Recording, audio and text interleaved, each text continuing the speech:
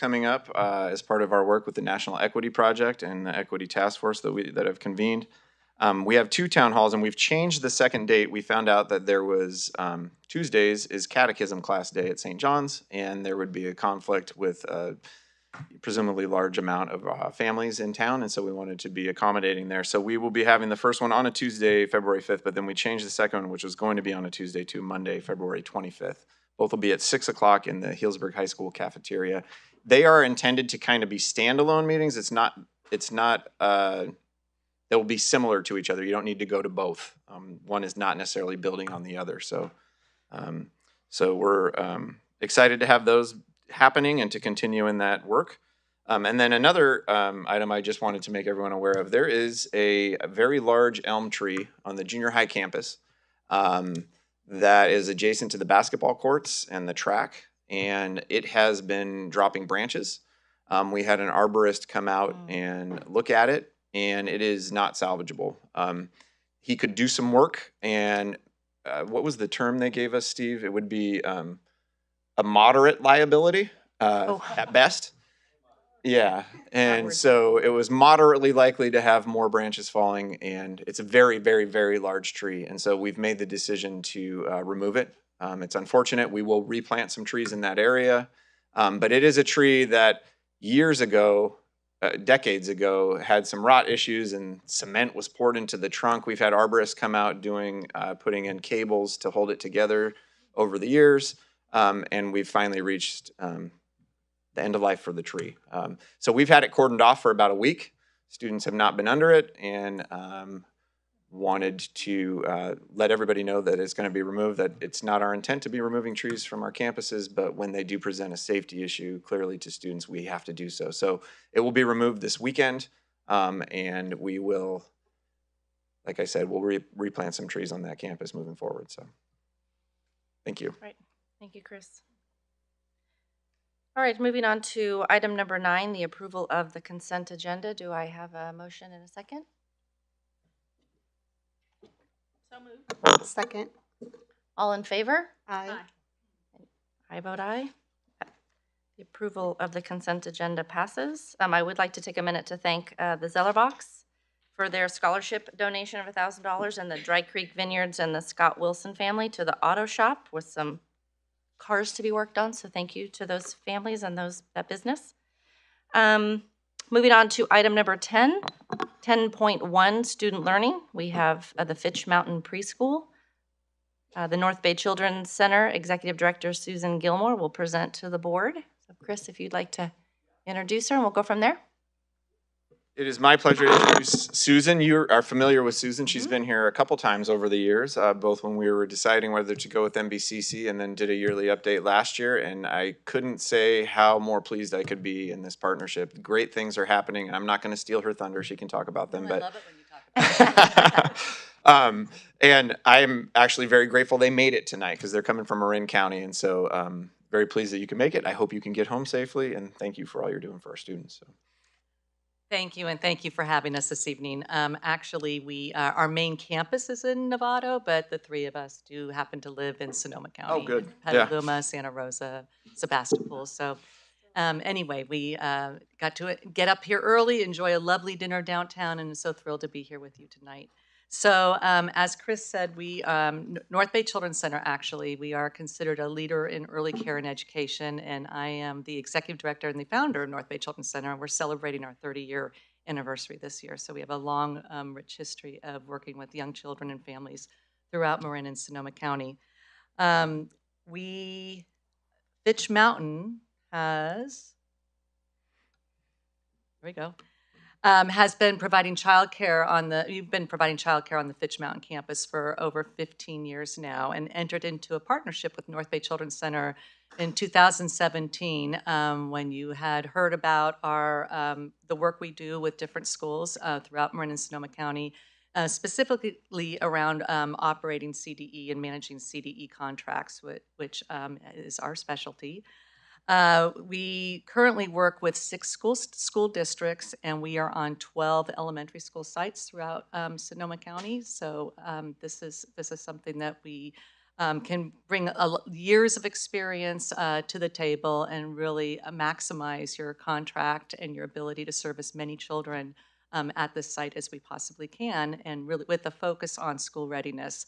And with me tonight is our program director, Christina Sisek, and our Garden of Eden director, Teresa Fogolini, who are going to talk about what's happening specifically in those programs. But just to give you, to remind you that our current capacity is 45 children. And our hours of operation are from 7:30 to 5 p.m. And we also have a part day program, a back-to-back part day program that operates from 8 a.m. till 11, and then again from 12 to 3. And when we came to this campus to begin this partnership, it was only half-day care that you provided.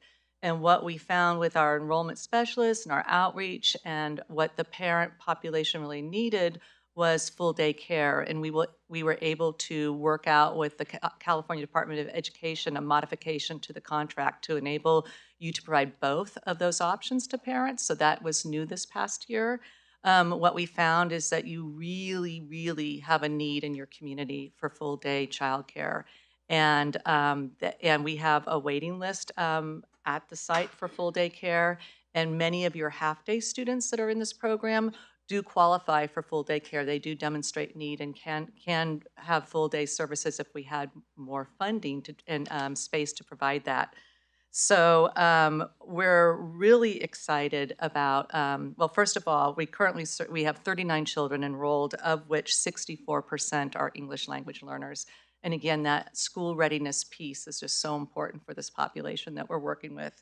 4 of the students that we serve right now currently have IEPs, and they are receiving speech services. And 18 of the 39 that we currently serve will be starting kindergarten in the fall. We have last month, I worked very closely with Chris and Aaron and our team on some expansion opportunities. So there were RFPs released from the state for not only more preschool care, but also toddler care. And what we have found in Sonoma County wide, is there's such a need for services for that age group, especially on the heels after the fires. There were many family daycare homes that we lost, and we have lost capacity for toddlers. And it's really such an important service, number one, for our workforce in our community, and number two, to get these children in our school system as soon as we possibly can, and have them receive those services as they're 2, 3, and 4 before they start TK and kindergarten. So we did apply, and it's a very competitive process, and we won't know until I think the end of February. You'll receive a notification. This is your contract, and North Bay Children's Center did prepare this on your behalf. So we did ask for an additional $654,000 to support a classroom for 16 toddlers and increase capacity for preschool by 24 children. So we will be working closely with the district once we receive word as to whether or not you receive this funding on, there is some space that we're in conversation about, and we will look to probably roll something out as with a couple of slots as early as April or at the beginning of the next fiscal year. But we're working together on identifying classroom space that would accommodate that expansion.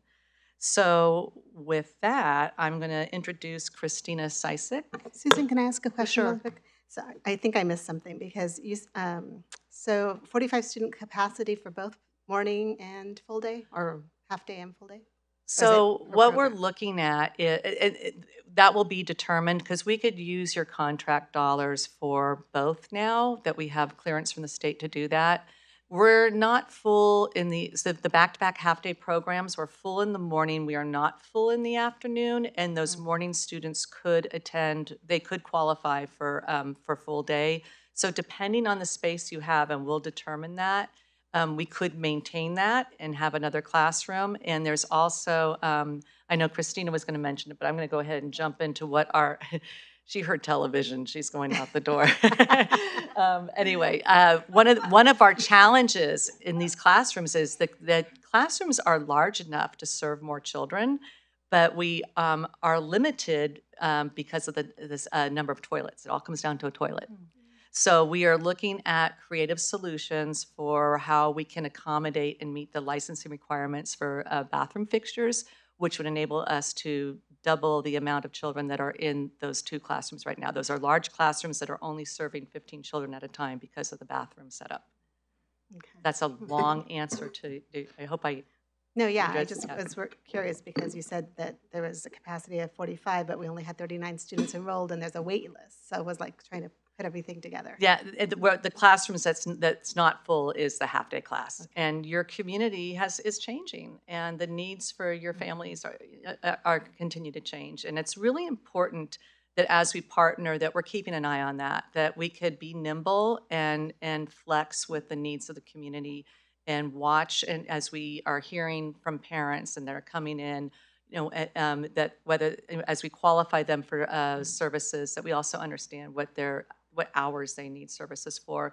And the other thing that we're trying to do that will enable us to serve, what we want to do with the, if we could expand capacity, is serve not just subsidized families. We really want this program to reflect your service area, and all families who want childcare that are in that neighborhood would be able to attend that site, and it wouldn't just be our subsidized families. And that's a goal that we share with the district, and that's what we're working on. Thank you. Okay, so with that, I'd like to introduce Christina.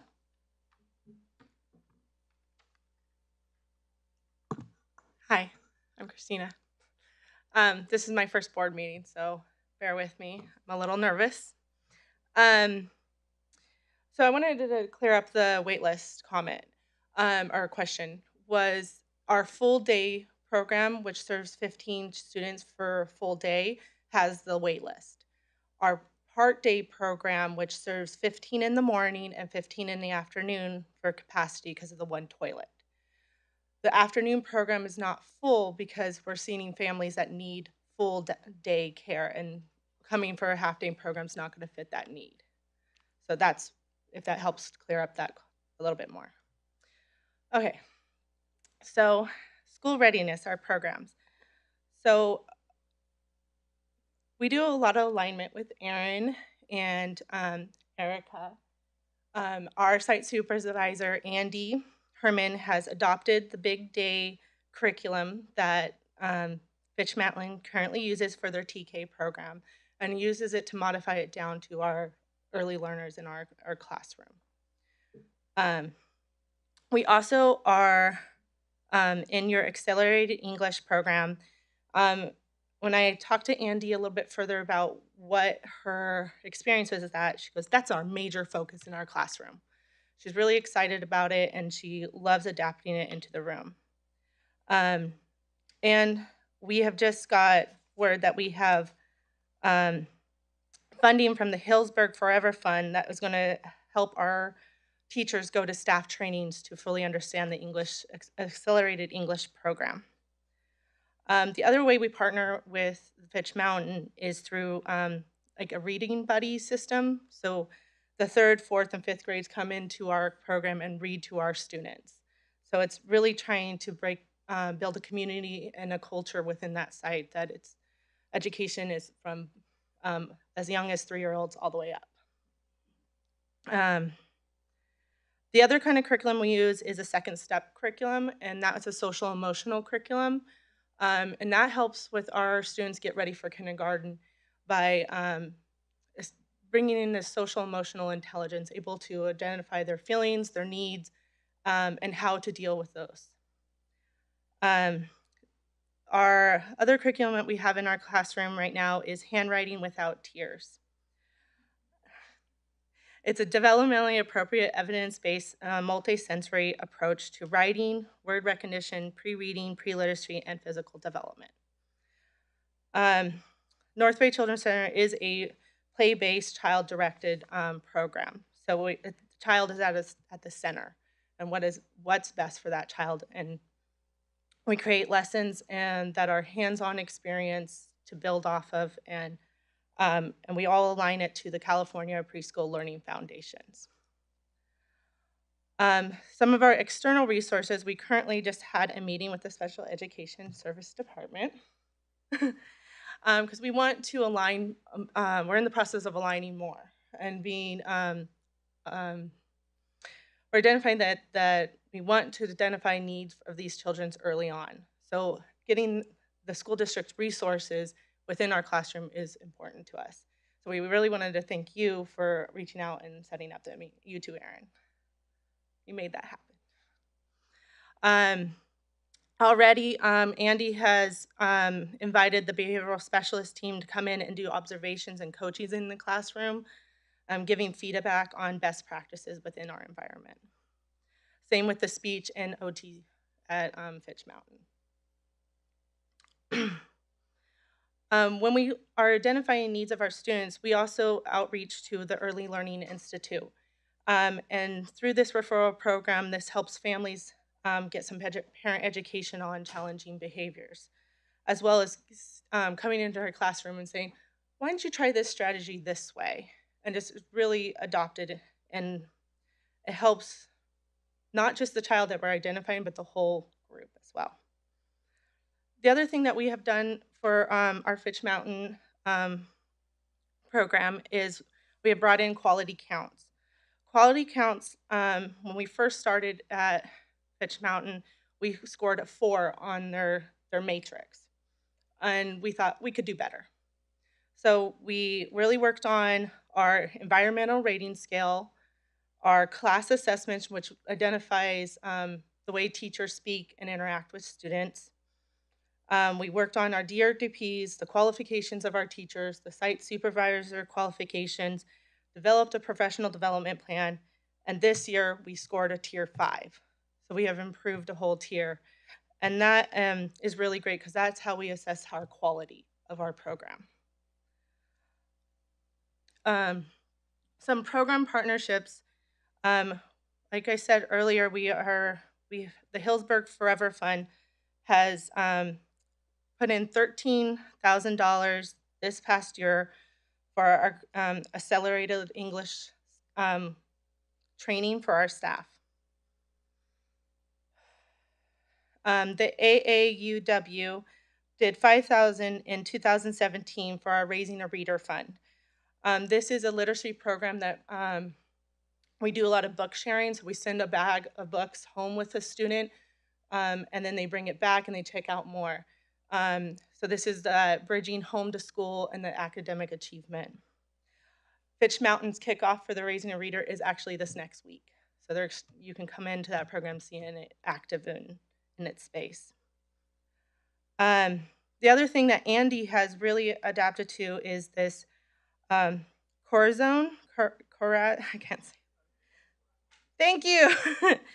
It's a Hispanic advocacy group here in Hillsburg, and she provides childcare for these families so that they can continue their GED and do adult classes. So we always try to figure out a way, how can we support the community? How can we make this work? And I had several conversations with how does that work in our classroom with licensing and that, and staying compliant. And we found a way. The other partnership we do with our community is the Alliance Health Consortium. They do dental screening and vision screenings for all our students, and this is free of cost to our families. And Susan, so opportunity for growth all revolve around a toilet. Just one toilet. Your classroom can serve 24 students as it is right now, but we can't because per licensing, one toilet per 15 students. And so there's only one toilet in that classroom, so we can only serve 15 students. So, I'm going to hand it off. Oh, is there any questions?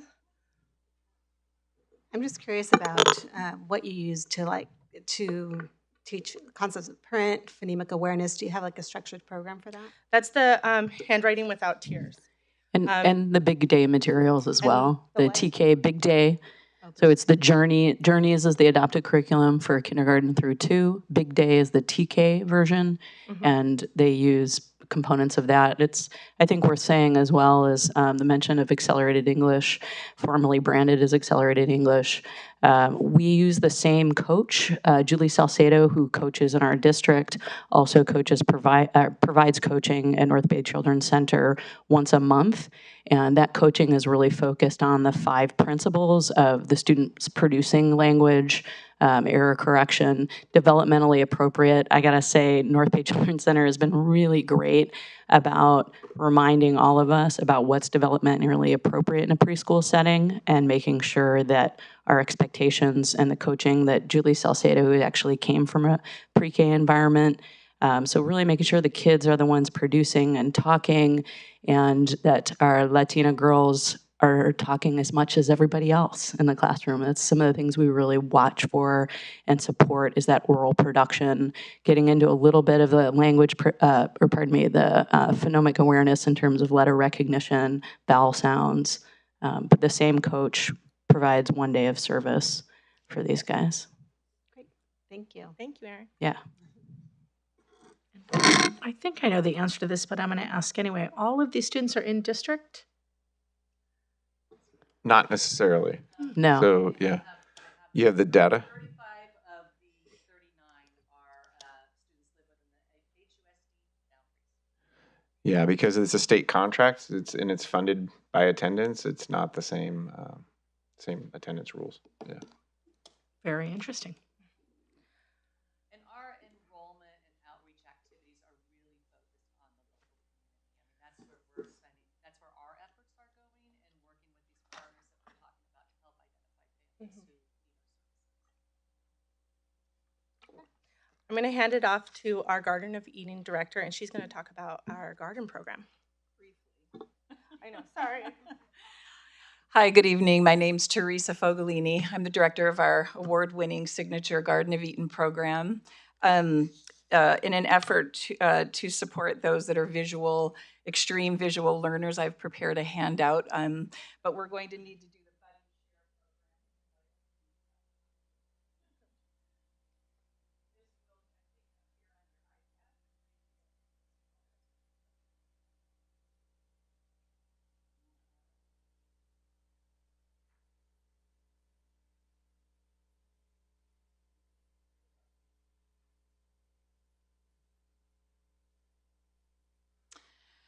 Our Garden of Eden program, we put in teaching and tasting gardens on all of our NBCC school sites. They help connect children to healthy eating and active living and learning through hands-on edible education.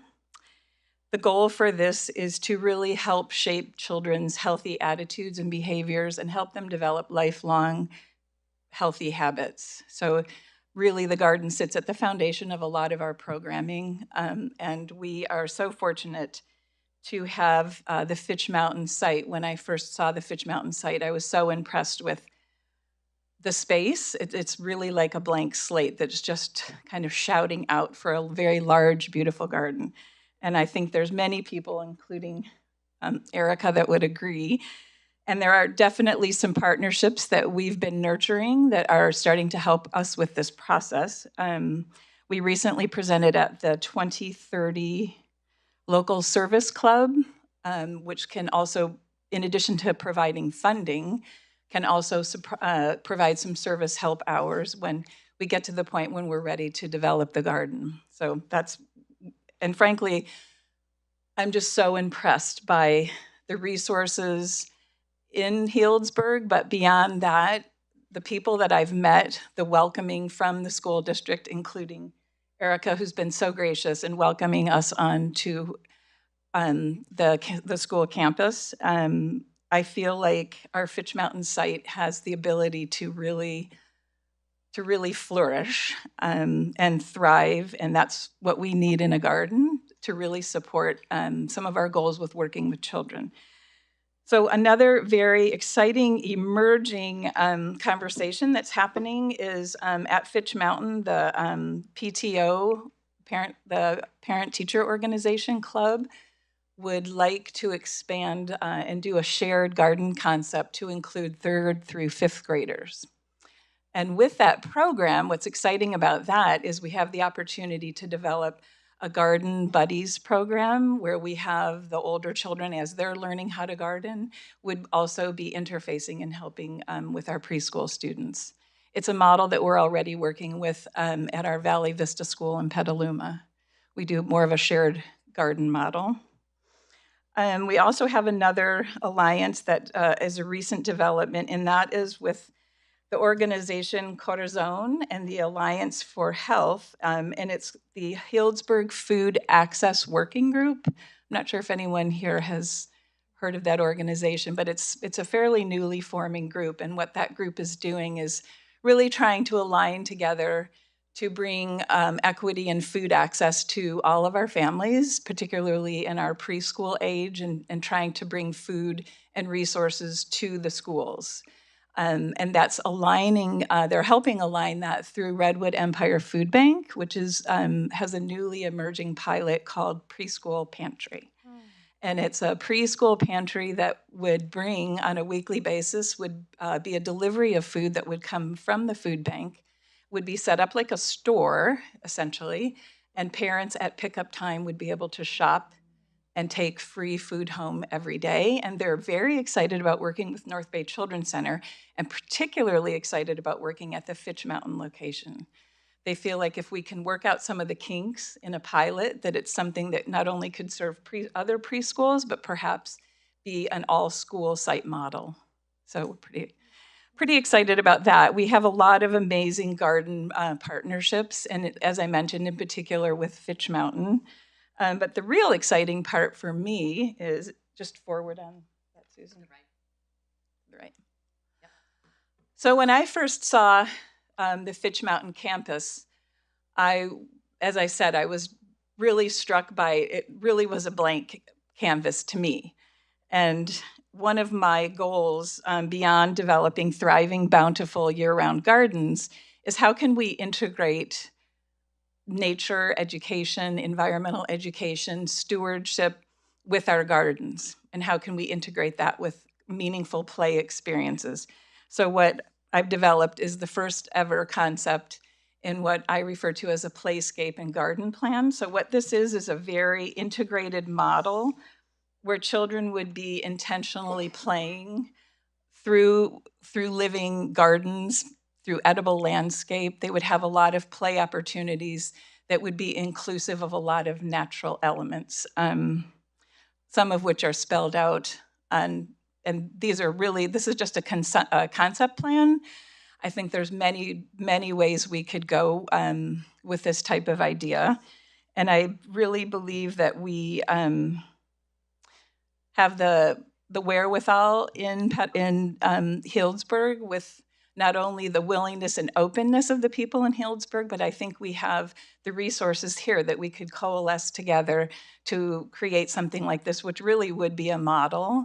And the goal of a program like this would basically be to create a very sensory-rich environment for the children to not only play, but to really encourage very, very deep inquiry, imagination, and discovery, so they have an opportunity to be playing and learning within their outdoor environment. So this is a goal that we have for our Fitch Mountain campus, and we're hoping that we can create some partnerships and align more closely with the district and some of your local partnerships and organizations to help make this happen.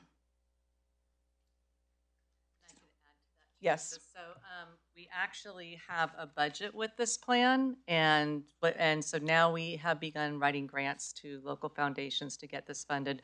But what we'll be looking for, as Teresa said, is your connections to connecting us to resources that may have funding or also in-kind contributions that could go toward this project. And we are really grateful that the district has said, whatever you could do to this playground with, if you could raise the money and we could help make introductions, go for it. So we just so appreciate that partnership.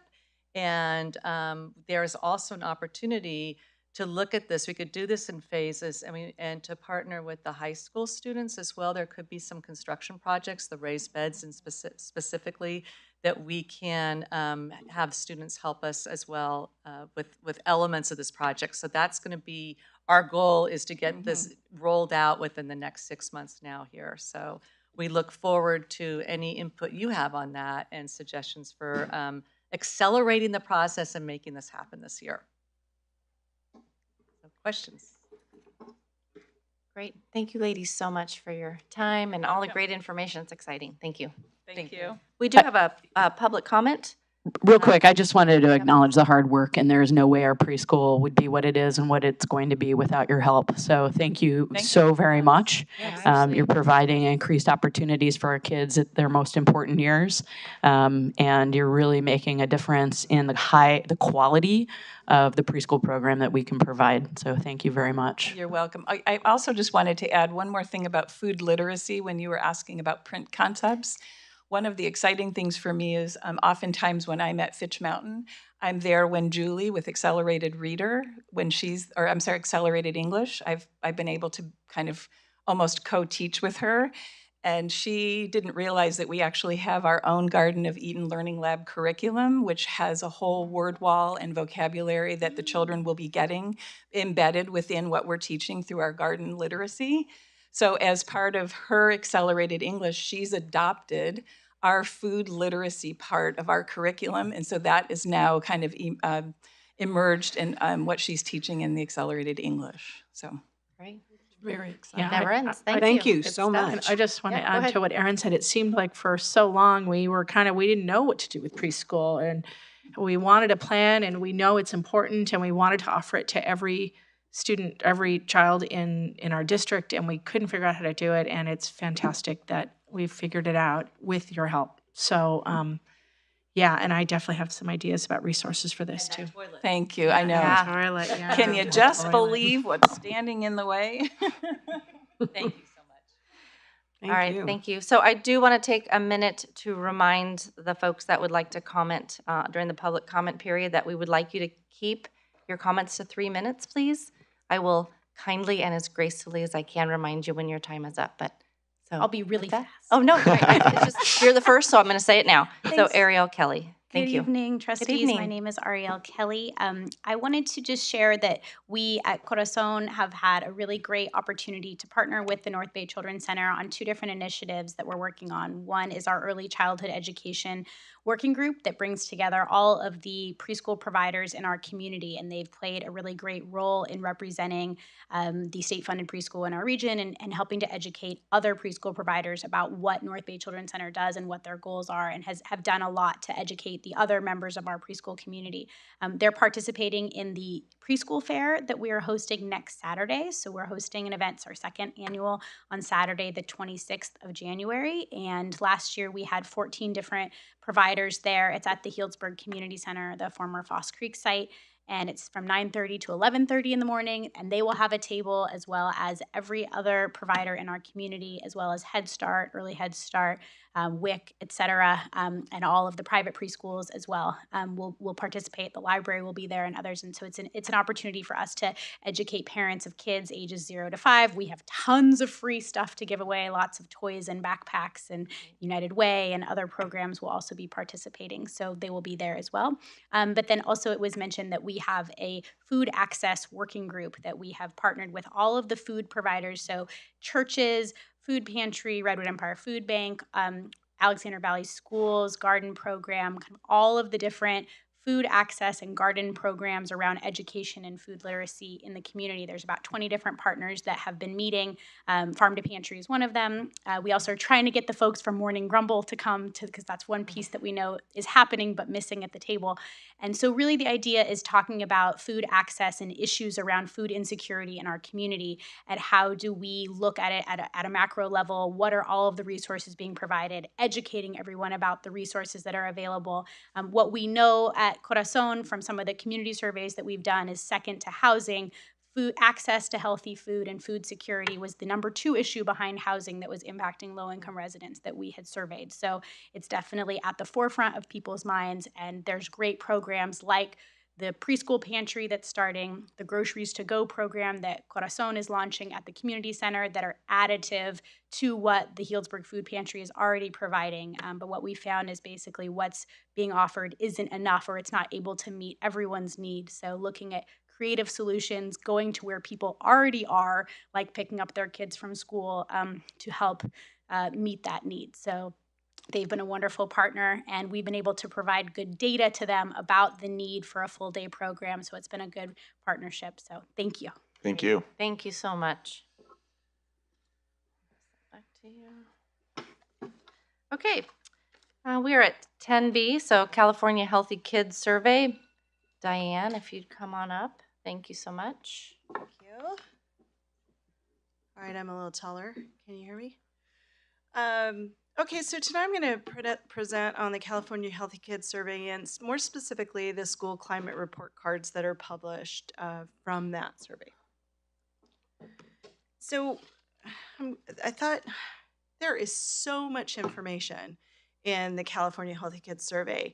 And so there was no way that I could possibly present every single data point. So what I wanted to do is kind of just give you an overview, and I'm going to start with what the California Healthy Kids Survey is and what it was designed to do. So essentially about 4 or 5 years ago, WestEd came up with a survey tool that districts could use to inform the LCAP.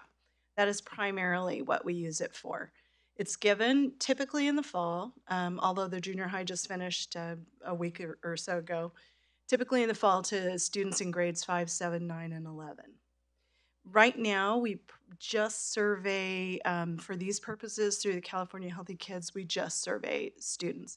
And although they have different modules, you could survey staff, you can survey parents. Right now, we're just utilizing it for students.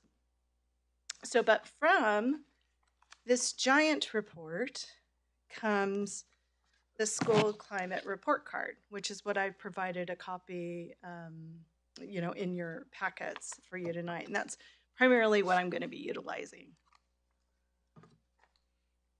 Oh, and another thing, I'm going to do my best to help you guys make sense of this. But there's 2 things I want you to know before I get started is they report secondary differently than they report elementary. So I'm going to try to break it down and point out the differences, but also it's a little bit confusing as to what years we're actually talking about when you look at the data. So you have to think about the data as the year in which it was reported from WestEd. So while I said typically we survey in the fall, our results are available in the springtime of the following year. This year was a weird year because we had the fires and everyone in Sonoma County agreed not to survey. So our results came out this year and are this year's results. Do you understand? Mm-hmm. So we surveyed in the spring of this year, and our 2018 results are actually from 2018. Whereas our 2017 results are actually from 2016. Are you with me? Got it. Okay. Got it. Okay, so I sort of already went over all of this.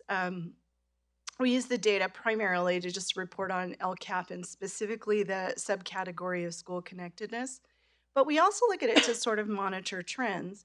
And while that is helpful in some ways and not helpful in others, and sometimes it's the survey's fault, and sometimes it's not getting enough respondents to know that we have a statistically valid survey.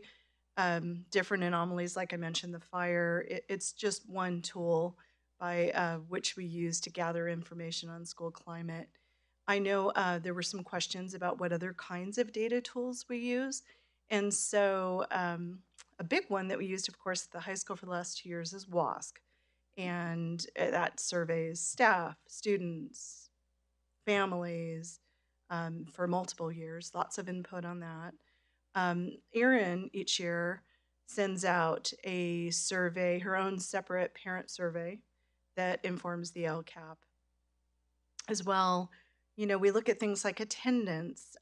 We look at things like grades, discipline, those kinds of markers, parent participation in school events, which is actually up, which is good. And So we like to see all of those things just to take the temperature of the climate, but the Healthy Kids Survey is a consistent measure year to year. Whoops, not too far. So I'm going to break it down by secondary. They like to condense this one giant report. They'll give you school climate report cards for each school, but when they give me the giant report, they break it down secondary and elementary. So for the secondary, they use a measure called the School Climate Index, and I've kind of given you some information there. The School Climate Index is calculated by two subcategories: the overall supports and engagement, which they rank at 50%, and violence and substance use at school, which is an additional 50%. The survey itself really gets into detail about, marijuana use, about e-cigarette use, alcohol use, how many drinks have you had, but that kind of information would just get daunting if we were to look at the minutia, but I'm happy to share it with any one of you, and it's also public, so it's available through WestEd easily. So you can kind of get the markers over to the right. Overall supports engagements, what they include: high expectations, caring relationships, things like that. Overall low violence and substance use. Those are the markers that they're looking for when they rank the schools. Now, this is my favorite part of WestEd's brilliance. For secondary, they use a scale of 100 to 500. When I get into the elementaries, they're going to switch to percentiles. So keep that in mind. So here we're comparing Healdsburg High School School Climate Index and Healdsburg Junior High School Climate Index. So the nice part about secondary and WestEd is they also give me similar schools. So they rank us compared to 100 schools throughout California with similar demographics. So you can see the high school scores fairly well, and we had a sizable improvement between 2017 and 2018. Made a big jump. The junior high, not totally surprising, but disappointing. I did not have the same experience. And you can see that we fell from 2017 to 2018. Move along. But also the nice thing what they do with secondary is they show progress over time. So while the junior high did take a dip last year, overall, since we started surveying in 2014, I'm sorry, I'm just showing the high school right now, but you can see the high school has made a pretty significant change in the overall school climate. Very happy, nothing to say about that. Remember, 311 is out of 500, so a little bit better than average there. Doing well. When we get to the junior high, we've had a small change, but a dip. So we've had a change from 2014 to 2018, but a small dip over the 2016-17 years.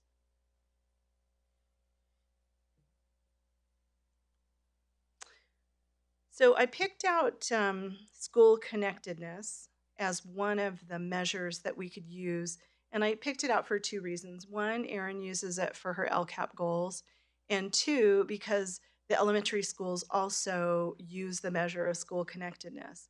So I thought it was a way for the board to see, school connectedness across the different sites and through the different grades. So as I mentioned here again, just pointing out that the scores range from 100 to 500. And here are the questions that inform that subcategory of school connectedness. So students are asked those 5 questions within that category. I feel close to people at school. I'm happy to be at this school. And the response choices, sort of a Likert scale, and they go from strongly disagree all the way to strongly agree. The scores that are reported are for those who agree or strongly agree. Okay. On to the high school, because questions are very much the same, if not exactly the same. Nice increase there again from 2017 to 2018. Same sort of score reporting. So I just want to make sure I'm Yeah. understanding the numbers. 100 to 500. So 300 is your mid. 250, I guess. 250. Or, well, no, No, that would because not be. well, you start at 200 100. would be your mid. Yeah. Right? No, 250. No, wait, 300. 300. Yeah, Because sorry. 100 is your bottom and 500 is your top. Okay. I need to go. So, to and math. 300 would mean half the kids are saying strongly agree or agree Half the kids are saying strongly at 300. at 300. Yeah. Okay. Just making sure. No, I hear Percentiles. Are you sure it's a percentile or is it a school rank? No, it's a straight. It's a straight It's not a percentile. percentile. It's not. So it's a school rank against other schools. Right. Yeah. So it's not So- necessarily It's half not the kids, necessarily. right? It's compared But the to other high schools. 300, I know what you're asking, Donna. 100 to 500. If you scored 300, you would be about in the middle And so, are there schools that actually score 500 in any of this? I mean, potentially. or I it's haven't seen or it's that. all just basically Yeah. curve, is what I'm sensing, Yeah. based And- on Yeah. curve. need to research that to give you. Phew, okay. Well, I'm trying to figure out what we're looking at. And, Mhm. you know, ups and downs are really good to see trends, right? We will certainly want to be moving up. Right, but what does it mean? Like, what does it mean? Mhm. What is it telling us? Like, Well, it means on that day. yeah, I know. How are people feeling? Yeah. 11th graders Yeah. Right. And ninth graders. and ninth And ninth graders. And ninth graders. Yeah. Yeah. Right, exactly. I know. It's a funny, I know. So the other thing that I feel compelled to point out, because if I'm going to be totally transparent, the response rate in 2018 was 63%. And so 63% may not be a valid score. So, but the reason why I put it up there is because our response rate at the high school was 70% in 2017. So they're very, very similar. But Wested is sure to point out that there may be some reliability or validity problems with anything less than 70%. Okay, so I'm just, it is typically the freshman seminar, freshman and junior seminar.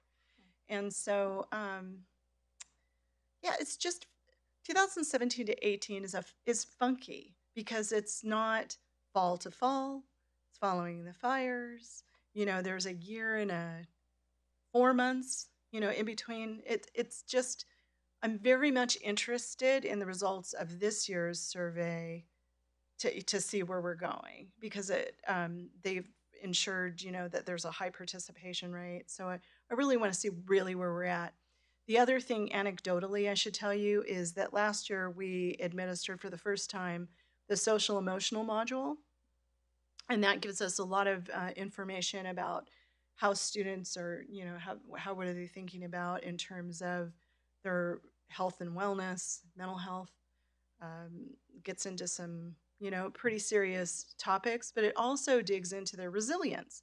So I'd like to know how they're feeling about the supports that they have. So I'm looking forward, I'm hoping in the spring to see some growth in that area. And of course, I'll bring it back to the board once I get that. We don't have any run rate from 2016, right? It just started in 2017? Or do we have the a social emotional module? for all of this? No, it started in 2014. Okay. I only compared last year to this year, but I'd be happy to show it to you.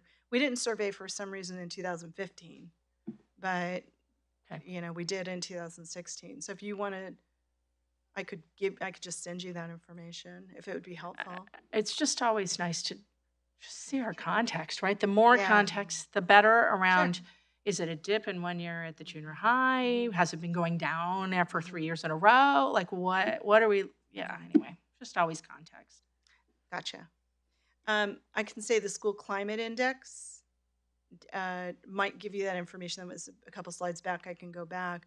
But the actual school connectedness, I'd have to give you those scores if you want to see that in 2016. Yeah.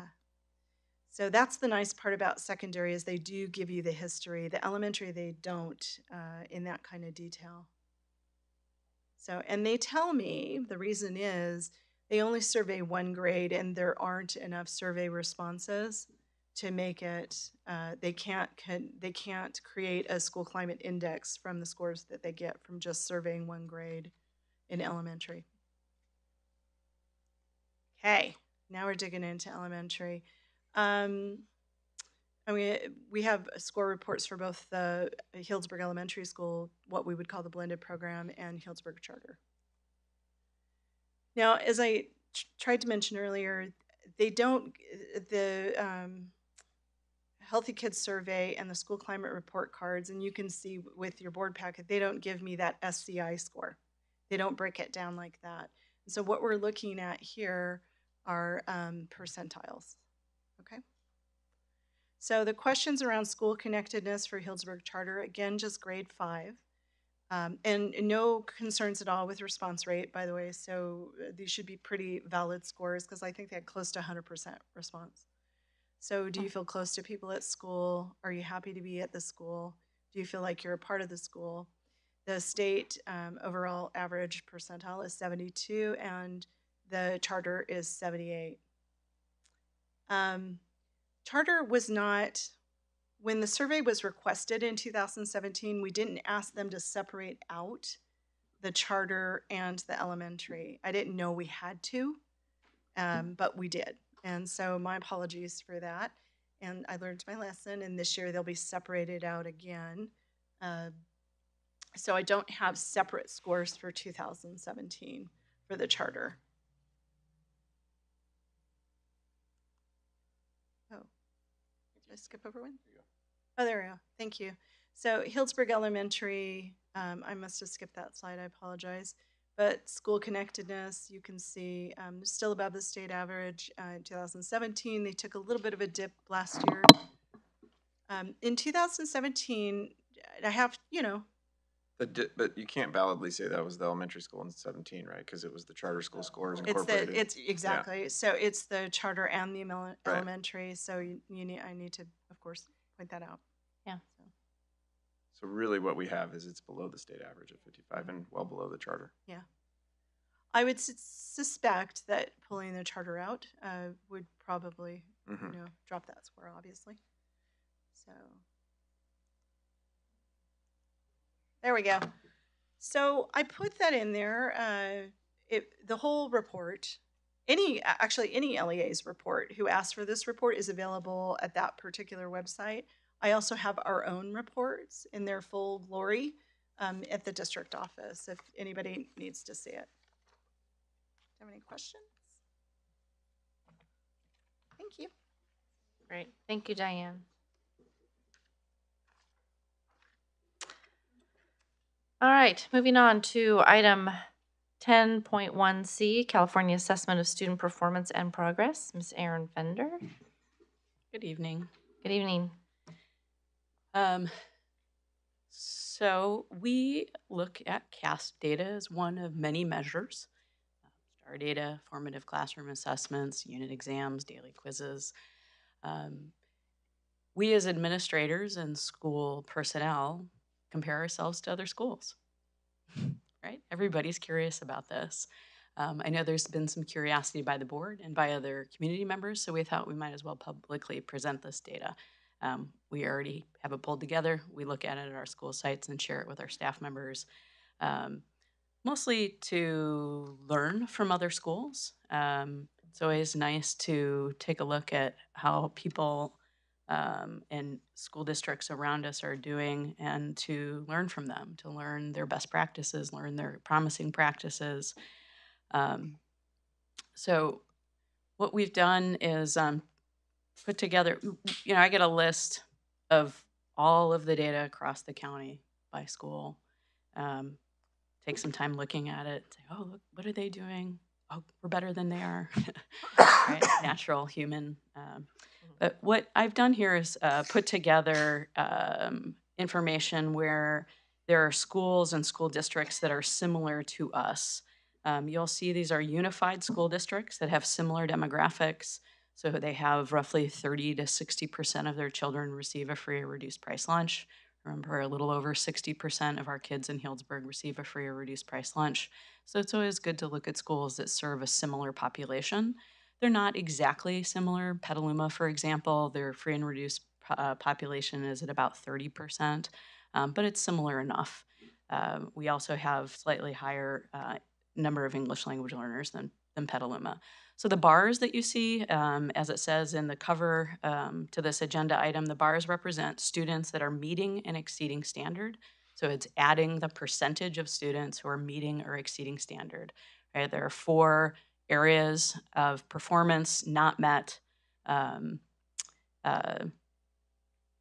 approaching standard, meeting, and exceeding. So what this is the top 2 where we want to get all kids. Aaron, if we were to look at these districts, it's my impression, and correct me if I'm wrong, that the 2 most similar demographically speaking are Sonoma and Cloverdale. Is that true? Absolutely. Sonoma Valley is one of the districts that we look very closely at in terms of demographics, size, how they're situated. Sonoma Valley, absolutely, and Cloverdale, right, just right up the road. And Aaron, what does Petaluma combined mean? Oh, good question. So Petaluma has 2 districts. They're known as Petaluma City Schools broadly, but they have a joint union district and they have an elementary district. So they have a single board, but they're actually 2 school districts. So to really look at this data as a unified school district, you have to put the joint high school district together, and RSLE knows this because they do this in Santa Rosa as well. They're 2 different districts, same board. So we've combined that joint union and the elementary so you can get a full picture. Okay, thank you. Yeah. Sonoma County has 40 school districts. We're a weird place. Sonoma County has 40 school districts.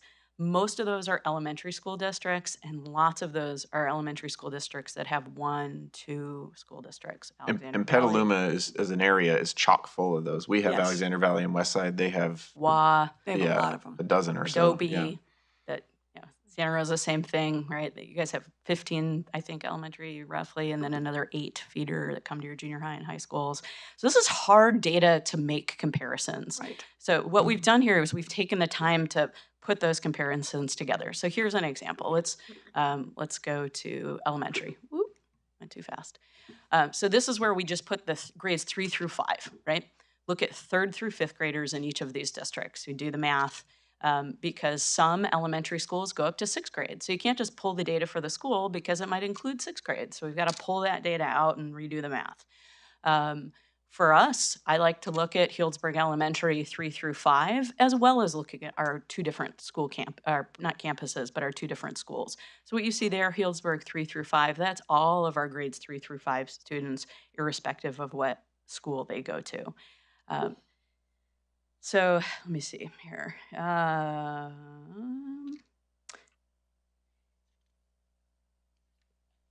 So we can start to look at some trends here. We had a nice jump, 3 years of data. We have 4 years of CASP data now. We have 4 years of trend data. People who look at data for a living, when I worked at UC Berkeley, 3 years of trend data is kind of the minimum. 5 years is the best. That first year, not very many people really look at that first year of CASP data. So we've got 3 years of some pretty good data. What you see there, the purple is the most recent, right? That was taken last spring. We're gearing up. We'll start CASP testing in some of our sites in April and then through May. So we're about to give this required statewide examination.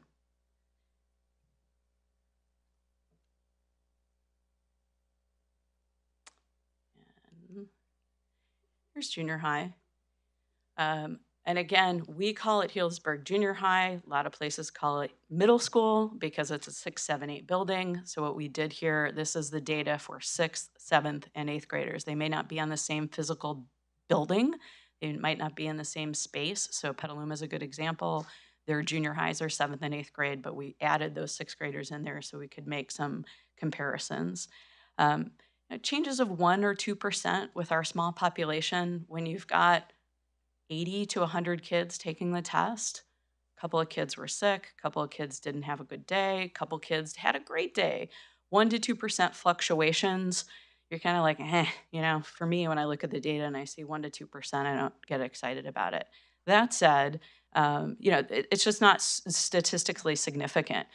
What we do when we see those tiny little fluctuations, we drive into the data, we look at that student level data. We look at, thankfully, we only have 80 to 100 kids. So we can look at individual student profiles. We can look at, did the kids in, and we do this and the principals do it with their teachers, did the kids in this person's classroom, right? That's not data we're gonna talk about publicly, but that is data that on our school campuses, our principals and the staff members are looking at their own data. I know our teachers, as soon as this data comes out, they log in. How did their kids do? They're talking about it. And we're really trying to deprivatize our practice and help teachers share that data with each other and have it be a learning, not, well, I'm a better teacher or I've got this nailed, but how can we learn from each other and not to be scared to share each other's information about our student level data. At the high school, so just a memory, and maybe for not everybody who does this for a living, we test all 3rd through 8th graders. So we have to test all 3rd through 8th graders and get to a 95% test rate. So 95% of our kids from all subgroups, so that includes our English language learners, our students with disabilities, foster youth, all of the subgroups, we want to get to at least 95%. In the elementary, I got to give it to Erica. She is like a dog on a bone about this. It's amazing. She reaches just about 100% tested. She did it when she was at the junior high. She does it at Fitch. She chases those kids down and gets them to take it. Junior high and high school, it's a little more challenging. We're a little confused about this data being reported publicly. As we're saying, and for full transparency, we did not reach that 95% tested at the high school in 2018. We had a lot of parents opt out. We had a lot of parents bring a letter and meet with our administrators and say they don't want their child to test for a number of different reasons. So we did not meet to the 95%. Generally, they don't report data if you don't get to that 95%. So we're still trying to figure out from the CDE and working with the county office as to why this data is being reported, but we'll take it. It's interesting information. It bears, just for everybody, that the law is contradictory. We as a school system are required to provide an opt-out for parents. They can opt their child out of testing, and we are sanctioned if not enough kids test. And so we got caught in that kind of cycle last year. We're gonna work. Bill's already got a plan with Connie Marks, the assistant principal, to make sure that doesn't happen again. We were surprised that our data even showed up, because in the old days of No Child Left Behind, the data, it would have just said NA. Yeah. Because it's not statistically valid. So I'm going to flip back. One thing, I'm looking at my notes here that I forgot to say on the junior high slide, and I said in the opening, but it's worth revisiting. Can we go back? Can you do that for me, Steve? This clicker's not working. Junior high, so there we go. There it is. One of the big reasons we look at this is to learn from our peers and to learn from our colleagues. Last year, as part of the Math Innovation Design Team, we visited Kenilworth Junior High. Donna was with us. We visited Kenilworth Junior. We also visited Casa Grande, who are more similar than Petaluma as a whole to our demographics. And you can see they're got 60% at their junior high meeting or exceeding. So we're learning from them. We have a visit set up for January 31st to bring our entire junior high math team back to both Kenilworth and Petaluma Junior. So we'll be visiting those schools with our junior high school teachers, again, to find out more. We had some learnings, but I think that there's more there for us, and they're continuing to outperform the county.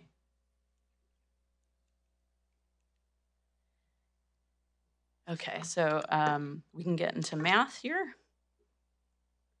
You can see across the board, the entire county takes a dip where we're in, 40, 50, 60% meeting or exceeding, and then across the county, we take a dip into the low 30s, and we celebrate when we get into the high 40s.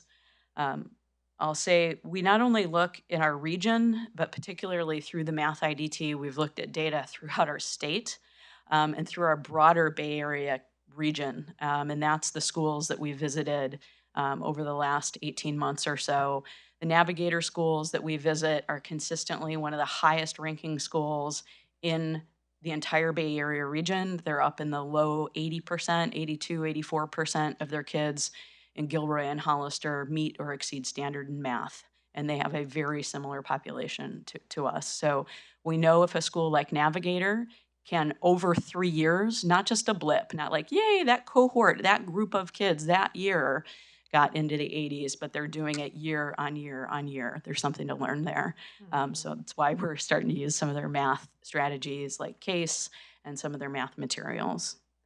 So you can see in ELA, HUSD is above or near the Sonoma County averages. So those other bars, you know, like when you run your eye across, Healdsburg was right in there. When we run our eye across here in math, we're below most districts. And that's a big reason why we're putting such emphasis on math achievement. So we can see here, we're stuck in the elementary. We're just sitting there at 39%. And we know we can do better by our kids.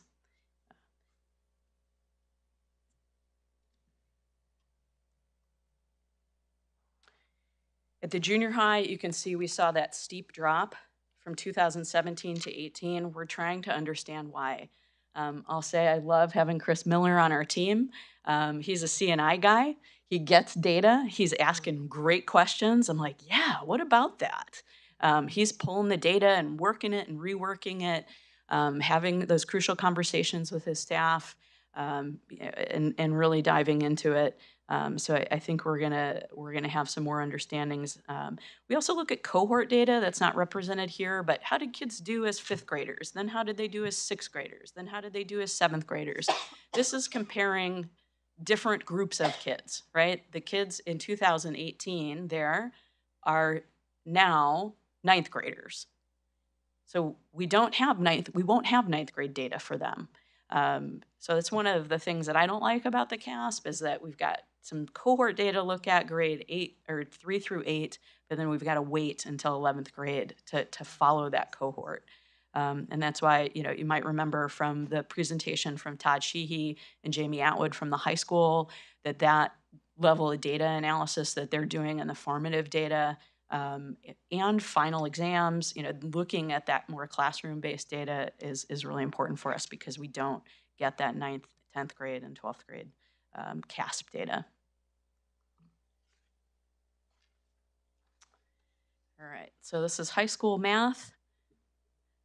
We saw a nice jump. A little weird. Yeah, again, in full transparency, many of our students that had parent opt-outs were preparing for AP exams. We tested right before AP exams, which probably wasn't a good way to do it. So we had some parents say, you know, I'd rather have them preparing for AP. So a good number of our kids that opted out and didn't get us to the 95%, but we saw a jump. So we'll take it. Again, we're looking at individual student data. These kids are now 12th graders.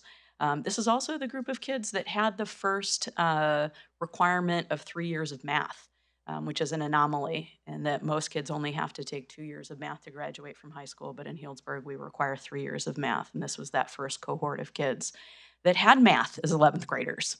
They all did. So, you know, if you take a test as an 11th grader and you haven't had math all year,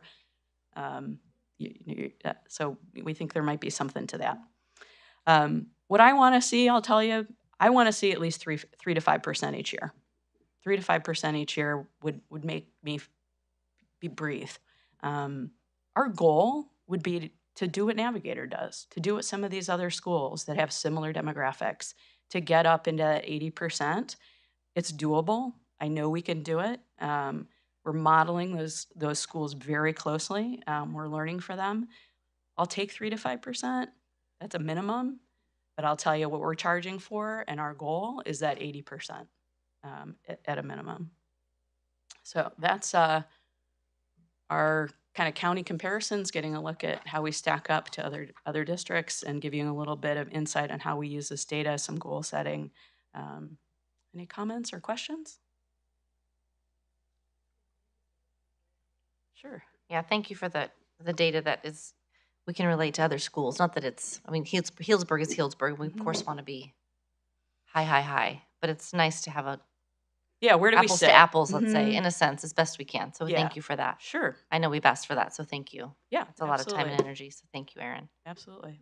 I know you're next, but we do have a public comment. Great. So I'll go ahead and ask Lillian Fonseca to come on up. And then Aaron, you'll be back after that. Thanks. Good evening. Thank you. Good evening. It's a pleasure to be here on this wet, gloomy evening with you. I just wanted to speak up for a minute about back to what Aaron was reporting about that dip that year at the junior high school.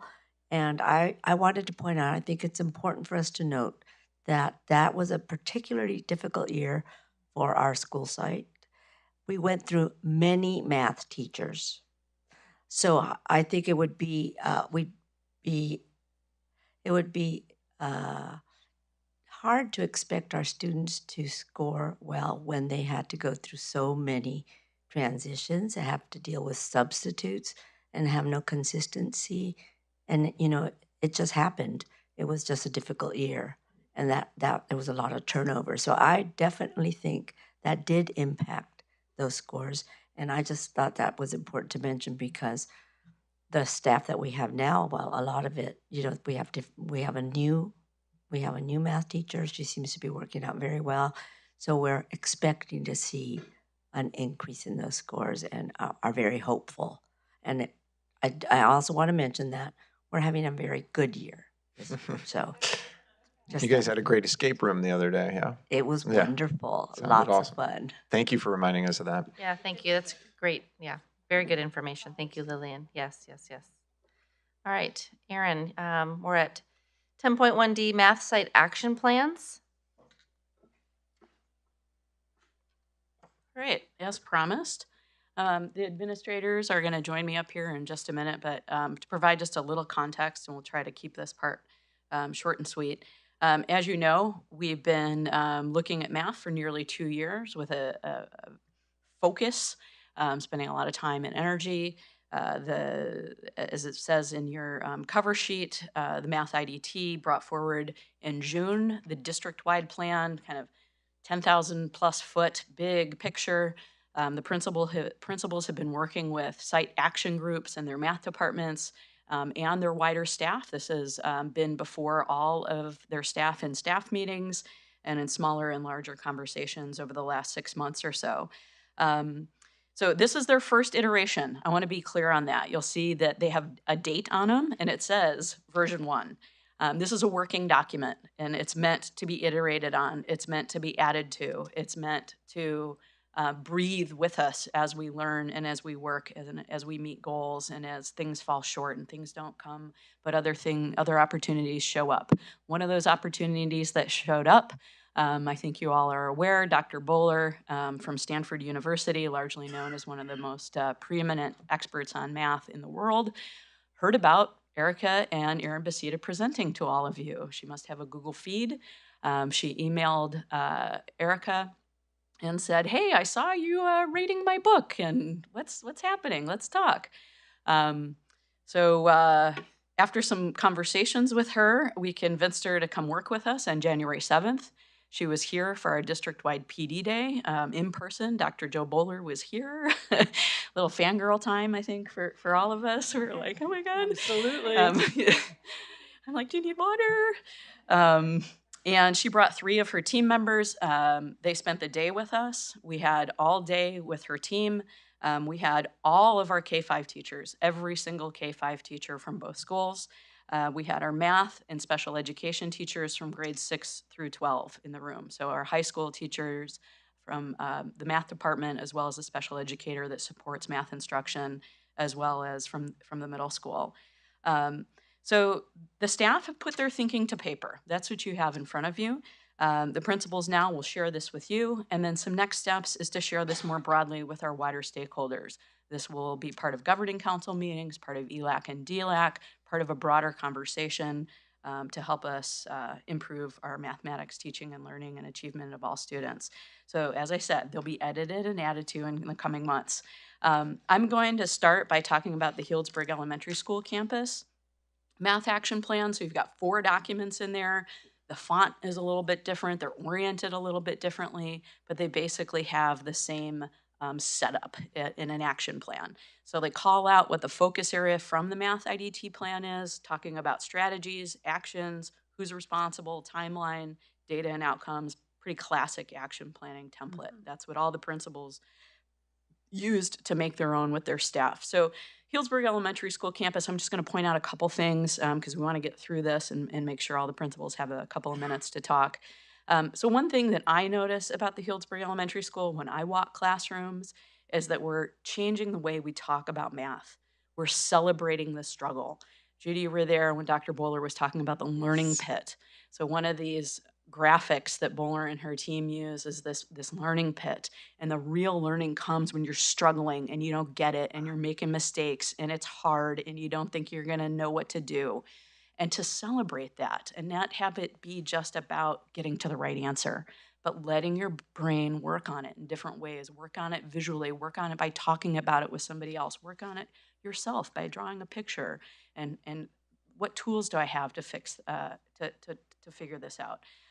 So when I walk campuses on our K2 campus, and Stephanie Coventry sent me that next day from our kinder classroom, our kids working on the floor in the learning pit, trying to figure it out, working with each other. It was a really cool thing. Something else on the next page, or in focus area 2 about practices and pedagogy, is that we're really starting to use the Navigator materials. So they have been an amazing partner. They've generated their own curriculum. They made their own curriculum. They didn't wait for the state to bring something out. They don't wait for the state to revise it, or not the state, pardon me, the curriculum providers. They have spent a lot of time, blood, sweat, tears, summer months, extra duty, evenings, weekends. They have shared everything with us free of charge. And we're really diving into their materials. So you'll see Go Math, you'll see Everyday Math, but you'll see the slides from Navigator. You'll see a problem of the month from U Cubed, which is Joe Bowler's mathematical mindsets materials. She also has tons of stuff for free online as well. So we're in this kind of crazy time of using our core curriculum, using the Navigator materials, using what U Cubed and Dr. Bowler's team has. So you'd also see that on the Healdsburg Elementary campus. And then the last thing I want to bring our attention to is in focus area 5 around professional development and continuing to visit schools, and particularly the Navigator schools. When we first found Navigator, we were looking for a strategy to make some changes to Healdsburg Elementary and how we might improve instruction at Healdsburg Elementary. But we know that there's a lot to learn there, and all of our STEM teachers from our blended learning program have visited Navigator at least once. But now our charter teachers are requesting to go. So we sent a handful of charter teachers in May to the Navigator campus. They got to see what they do in action. They then spent about 3 hours with their staff and their CNI director getting into the content. So we're seeing this blend of strategies between our two schools. One quick shout out, somewhat because we're televised, I just wanted to congratulate Navigator Schools. They were just granted a 3rd charter school. They're going to be opening a 3rd in Watsonville. They had to appeal to the state, the CDE. So they're going to be one of only about 32 schools that are chartered by the California Department of Education because of the work they're doing. So they're about to expand a little bit more. So a shout out to them. So I'm going to invite Erica up, and then we're going to just go through the principals here, and they're going to speak a little bit to their plans. And then we can answer any questions as a group. Good evening. Mr. Basita, or Aaron Basita, and I were here just in November talking a lot about what's happening at Math at Fitch. So I will be pretty brief, echoing what Aaron talked about Joe Bowler working with us last Monday. It really kind of had guided our plan beforehand and her book. And I think starting the second half of the year with her work has really has transformed and will guide the next half of this year and in this plan. So that next day, just like Aaron said, with Stephanie Coventry, teachers were already doing all sorts of things in their classroom. We're hoping for ongoing work with Joe Bowler. She's going to come back to visit some of our classrooms in February, and hoping that we can talk her into some ongoing professional development and training with our teachers.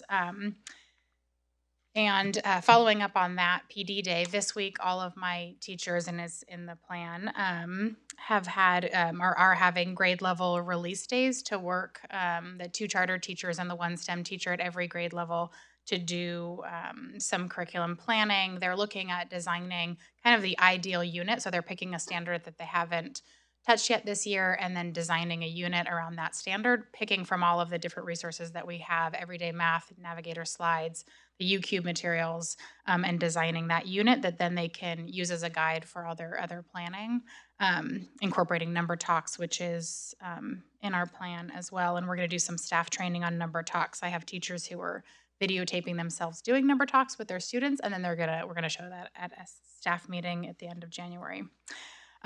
Starting January 20th, one of our pieces of the action plan was related to intervention, and so we're starting an after-school math lab starting on January 28th. It'll be 2 days a week. Emily Hansen, our RSP teacher, and Chalice Harkey, a third grade charter teacher, are going to be doing the after-school math lab. We've identified 22 students who could use extra support and practice. So the math lab won't be math fact practice or drills. It's going to be really fun and engaging opportunities for students to do an hour after school.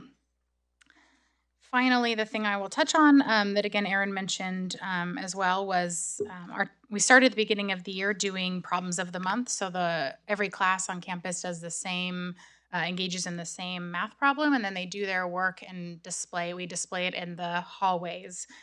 In December, we did an activity and the teachers have taken on the task of planning that activity and then dispersing it to their colleagues.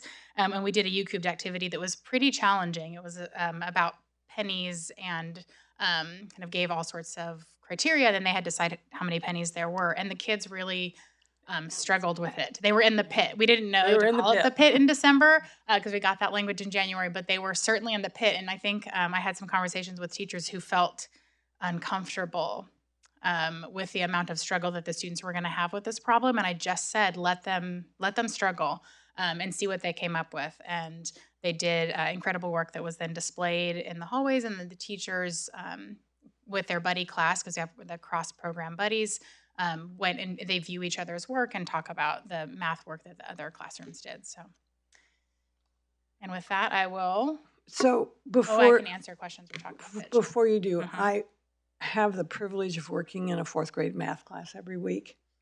Went in on Tuesday after Joe Bowler, who absolutely blew me away. She's just amazing. And it was immediately being put into practice. The pit, the discussion, the richness of the discussion of the children about what it felt like to be labeled smart and what the pressure that was put on them never to make a mistake because they're the smart kids in the class, all the way throughout was just embedded throughout that entire hour. And the kids were doing a very, very difficult problem. It's actually a spatial problem that I always produced with my students too, and it's really challenging. Adults can't solve it very, very rapidly. We did have a child who solved it by the end, but I was in her classroom later that day, and I didn't solve it without actually picking it up, which is against the rules. Which is against the rules. You don't get to pick it up. Yeah. So this Tuesday when I was in, they were doing a case problem, which is what we usually do in this 4th grade math class. But a 5th grade teacher, Lisa Pallanini, saw that I was in the class, and she said, please come in to my class. So I went into her class, and she was using a U-cubed, a Joe Bowler 5th grade problem, and it was on fractions. I've never seen that kind of work before. And the kids, so I would be asking them questions like, how did you decide that was eighths? And, what tools are you using to figure this out? They were amazing, articulate. They could explain exactly what they were doing.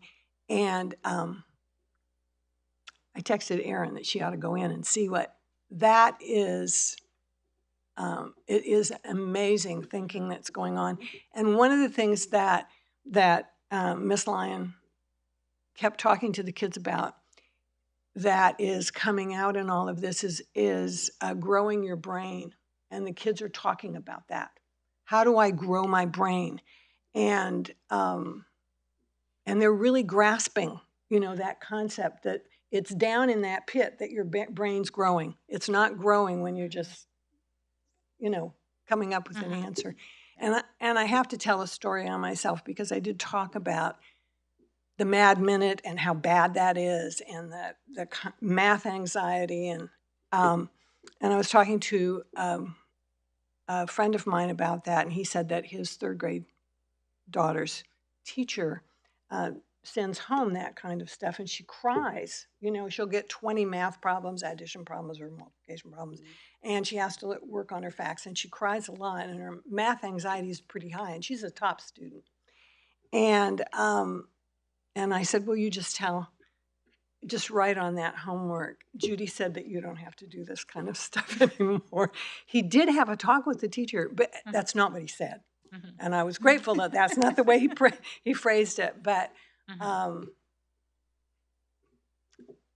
it's just really exciting here, walking into classrooms now and listening to kids talk about growing their brains and not having that anxiety about having to either be a top performing student or a struggling student, that it's okay for you to be sitting there and struggling with that. And they're created now math families. And I would say, we walked through very classrooms exciting.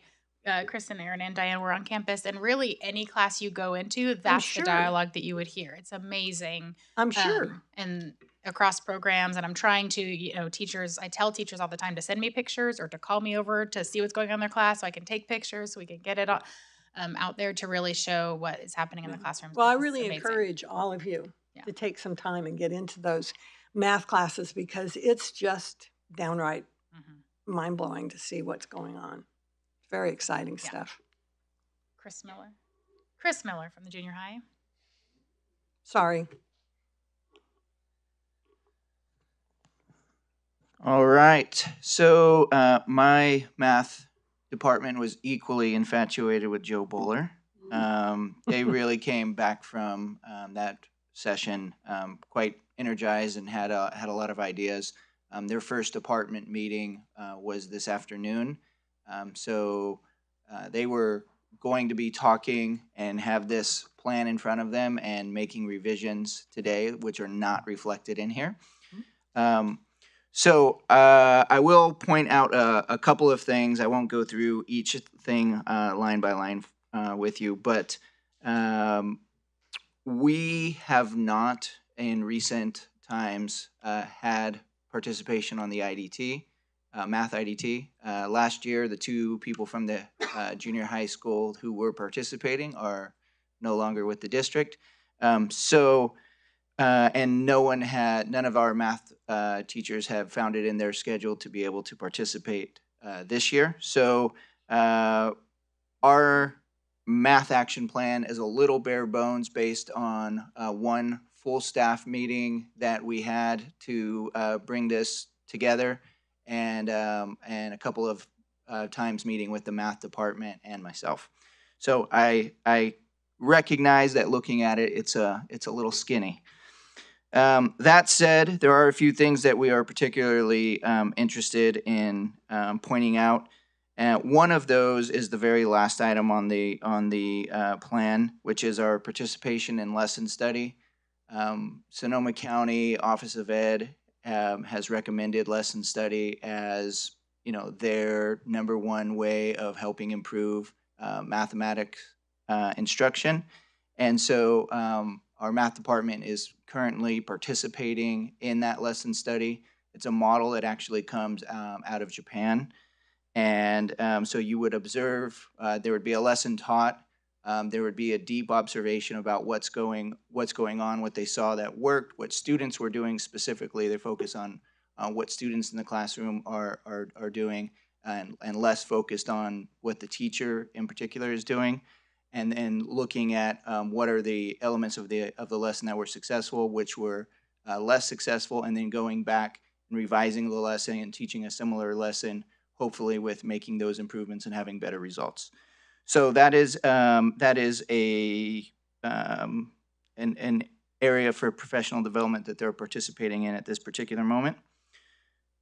We also haven't expanded our tutoring opportunities. So last year we had some after-school tutoring that occurred at Hillsborough Junior High. This year we've been able to add before-school tutoring, and there are some students who get there quite early, and rather than getting on their device and trying to play Fortnite or whatever it is they might be doing before school, they're going in and getting some math tutoring. So those are a couple of elements. Our teachers are also, we have the representative from ST Math coming in later this month. They're really interested in seeing what other online components they can utilize to help support their students, especially the students who are in our support classes and math intervention classes. And so they're beginning to use that tool as well. So happy to answer any questions you might have. What does ST stand for? Spatial temporal math. Thank Okay. you. It's what's being used at the elementary school Right. currently. Okay. I just couldn't remember. Yes, Gigi. The penguin, yeah. Okay, I'll turn it over to Bill. Good evening. I want to start by thanking Erica and Aaron for coordinating getting Dr. Bowler here last week. It was nothing short of inspirational for our teachers, and it's actually elevated the level of discourse in the math department I have not seen in the 2 years I've there. And I also want to emphasize that what you have before you is very much a living and breathing document that will change quickly. Tomorrow, I was in the math department meeting today, for example, and they were having a very rich discussion about the culture of questioning and the culture of learning through struggling, and how do we inform all of our teachers to help our students question more and be comfortable and honor the act of questioning that you don't know, but you're curious enough and you would like to know. That academic confidence and that willing to take a risk. So again, a really rich discussion that doesn't actually have to do so much with benchmarks or an intervention strategy or reteaching a concept as it does about changing the mindset of our students to help enhance their ability to push forward through math. A couple areas in our team I want to talk about that we're going to be implementing. We're actually posting and advertising in all of our classrooms, and this will go on through the year, of 8 components of math strategies that can be incorporated, we believe, across all disciplines, so there'll be a common language with students. We're continuing to work forward with our pedagogy of shifting that learning balance away from into inquiry-based, very important. Todd and Jamie at the last meeting gave a very good presentation about how we're utilizing our benchmarks, and what we're learning more and more from that is that we need to use those benchmarks again, as they shared, not just to inform about student readiness and student status, but to inform our instructional strategies and get to that place where we're coaching each other about good practices, which leads to another part of our plan about professional development. Is we actually want to increase the level of internal professional development we do on our campus. I want math teachers to go out into other discipline classrooms and see effective teaching practices. We're also going to be releasing our math teachers to do basically lesson study with each other and do internal professional development, because we do have good practices that sometimes are not shared. And lastly, and this relates to our professional development day of the 7th, is our math department is very, very excited about the idea of increasing K-12 articulation in math, and the idea that they can work more with the elementary and the middle school teachers, and that, again, have a conversation not just about practices and curriculum, but also about early intervention strategies for students, different assessment techniques, and what how we transfer information about students who need extra tiers of support as they come to the high school, as they come from the elementary school to the middle school. Great, thanks. Okay. Thank you, Bill. Any questions or input? I have kind of a comment, but after going to some of the site visits with the IDT teams, I have to say Aaron and the teachers that came along, Aaron in particular, would always ask at these schools that had really great test scores, So what's the secret sauce? Yeah, That's one of Aaron's favorite questions. Like, why? Why? What is it? If you had to boil it down to one thing. And there was a lot of different styles of teaching. There was a lot of different styles of discipline and structure and whatever. But at least the one thread I saw through all these schools was a lot of collaboration between the teachers. And I'm really thrilled to hear every one of you talk about that being an integral part of where you're going with your math strategy, that the teachers, there's a lot of work to do. There's a lot that can be shared. There's a lot that can be learned from each other. And I'm really heartened to hear that that's a really key part of all of this is, focusing time in professional development, finding more time, observing each other's classrooms, working together on plans, common scope and sequence. That's awesome. So this is great. It's great to hear all the excitement. Yeah, thanks for bringing it up. It's worth saying. The collaboration piece is we're shifting the way we work together as educators. Yeah. If I could add to that, it was just gratifying, I think is the word, listening to the principals present, even the skinny principal, if you will, the presentation, That's Mr. Miller, knowing that Skinny plan. I'm skinny, so I can say that. But I totally agree with Trustee Del Rey. It is about collaboration. It's about professional development. You all heard me say this before. And it's about leadership, because professional development does not happen unless the leaders encourage it and oftentimes push it a little. So I thank you all. Yeah, and I just want to say, sorry. Please go ahead. Looking at all of this things that are in place, gives me a lot of hope. I feel very hopeful that we are going to get better results, and that it's going to make a big difference. There's a lot in here that is really meaty, so it's really exciting. So thank you all for this work. Yeah, and the proof is in the pudding, right? And I want to appreciate the board for pushing us on this. We've had some critical conversations in the district and with the board in meetings like this. So fingers crossed, right? We got to try. If we're not trying, if we're not struggling, we're not getting there, and we'll continue to monitor our data. But the pushes that we get from the community, from our parents, and from you all, we need it. We sometimes need to be pushed as well. So continue. You're all just down in the pit. Yeah, continue to push us. That's where we are. Yeah, We're growing our brains. Trustee Kiff? Well, I thank you for the positive culture that seems to be really coming together. It does. It seems to be very collaborative. I know as teachers, sometimes you tend to be an island, and then it's, I don't know, it gets hard to compare, and you feel like you're being compared. But when the culture comes, and that's a shift, and it comes from the top, like Mike said, the leadership, it just seems like it's exciting. The whole mood is changing in a more, not that we didn't all want the same thing. It's just I think we're all kind of jumping on board, and it seems like the ship is sailing in the same direction all together. We're all rowing at the same time. So I appreciate that. We appreciate your leadership.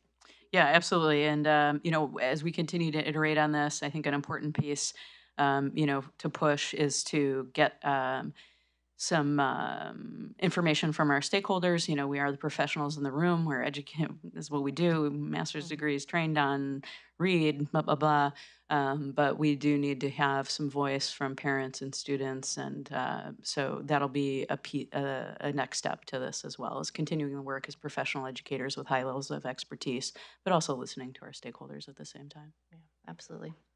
Thank you, Erin. Thanks. Thank you very much. All right, moving on. 10.1C. Let's see. We're going to talk about graduation requirements. So, Superintendent Vandenhoevel, an update, please.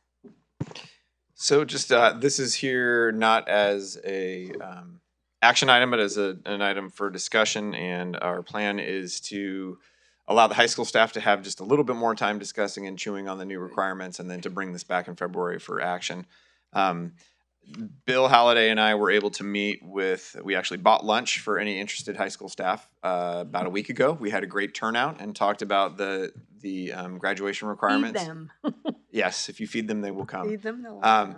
And it was a very productive discussion. I didn't encounter anybody who wanted to present an obstacle. There were concerns that as we ramp up expectations for students, that we also ramp up supports in place to make sure that they can meet those higher expectations, to scaffold and to engage in that work together. And so duly noted, and we had plans to be working together anyway. And so have had good productive discussion. The one change to the policy that you'll see is we included an exhibit that would go in as part of the administrative regulation around this. That is the exemplar letter that would be, it's actually the petition that the parent would sign if they wanted to opt out of the A to G course of study at the end of the sophomore year.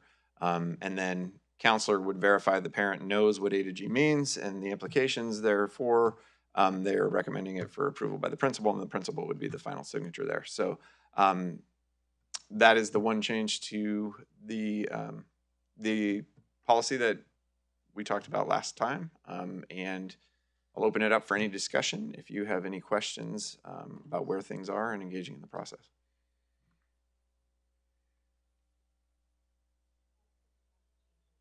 I think the changes are positive. I mean, I know they're challenging.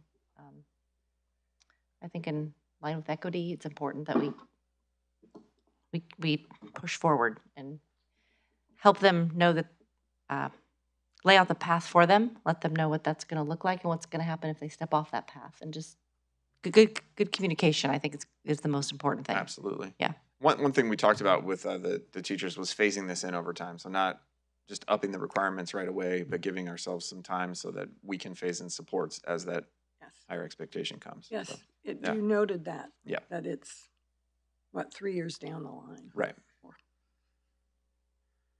Some of them come in. And I know you and I spoke today about there's like some sort of details behind this that still kind of need to be worked out, like the number of volunteer hours now that we're bringing back the volunteer, but that will get worked out. That will get worked out and we'll have it in there. It'll be 40. It's going to be what it was before. Well, yeah. But it's not in here. It's not and in there so- currently, no. Right. And like the work requirement and some of these things that we just And again, wanna it's a make sure policy. We don't call out the specifics around the internship program other than internship program gets completed. Right, exactly. So, yeah. Because then, right. So. I'm actually very happy to see this. So yeah, thank you for this work. Okay, I do think we have a public comment. So, Mr. Flores, good evening. Okay, so I'm here as the school counselor, not as the HADA president. Okay, so Counselor Flores. Counselor Flores, thank you. So Judy, your husband was a school counselor, and back then we had a thing called 10th grade counseling. So I just want you guys to keep in mind that I did 10th grade counseling a long time ago, and it's time consuming. Oh, it's intensive. Yeah, and it's one of those things that as something like this comes up, I wish and I'm sorry, and I apologize because I haven't talked to you about this. It just occurred to me that it will create a little bit of afternoon work, extra work to explain the A through G requirements to every single person that opts out. We have about 37% of our students who end up going to college. So that's a quite large number of our population. So just want you to keep that in mind. As counselors are asked to do more and more, and I see that on today's agenda, you're going to celebrate School Counseling Week. So I just want you to know, it's just one odd thing, and I wish that you keep that in mind as these new requirements are phased in. Okay, thank you. I would just like to respond that his caseload was substantially larger than yours. Right. Is right now. Yeah, and they were still, right. and it took him weeks and weeks and weeks every summer right. to do that. And the contract has the ability, we had it in the contract, extra pay time, afternoon hours, all of that. But I just wanted to point that out, is that, you and your co-counselor are sitting in a really nice situation. Judy, I'm going to have to say that we're not really discussing. Sorry. Thank you. Right. Yeah. Thank you. Yeah. Thank you, Jamie. Yeah, thank you. Thank you, Ever. Any other questions?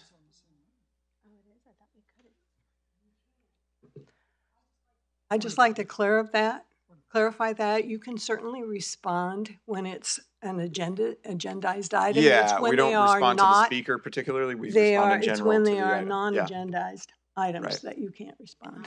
Thank So you, that Judy. clarification needs to be made clear to us. Yeah, but we can talk more about that.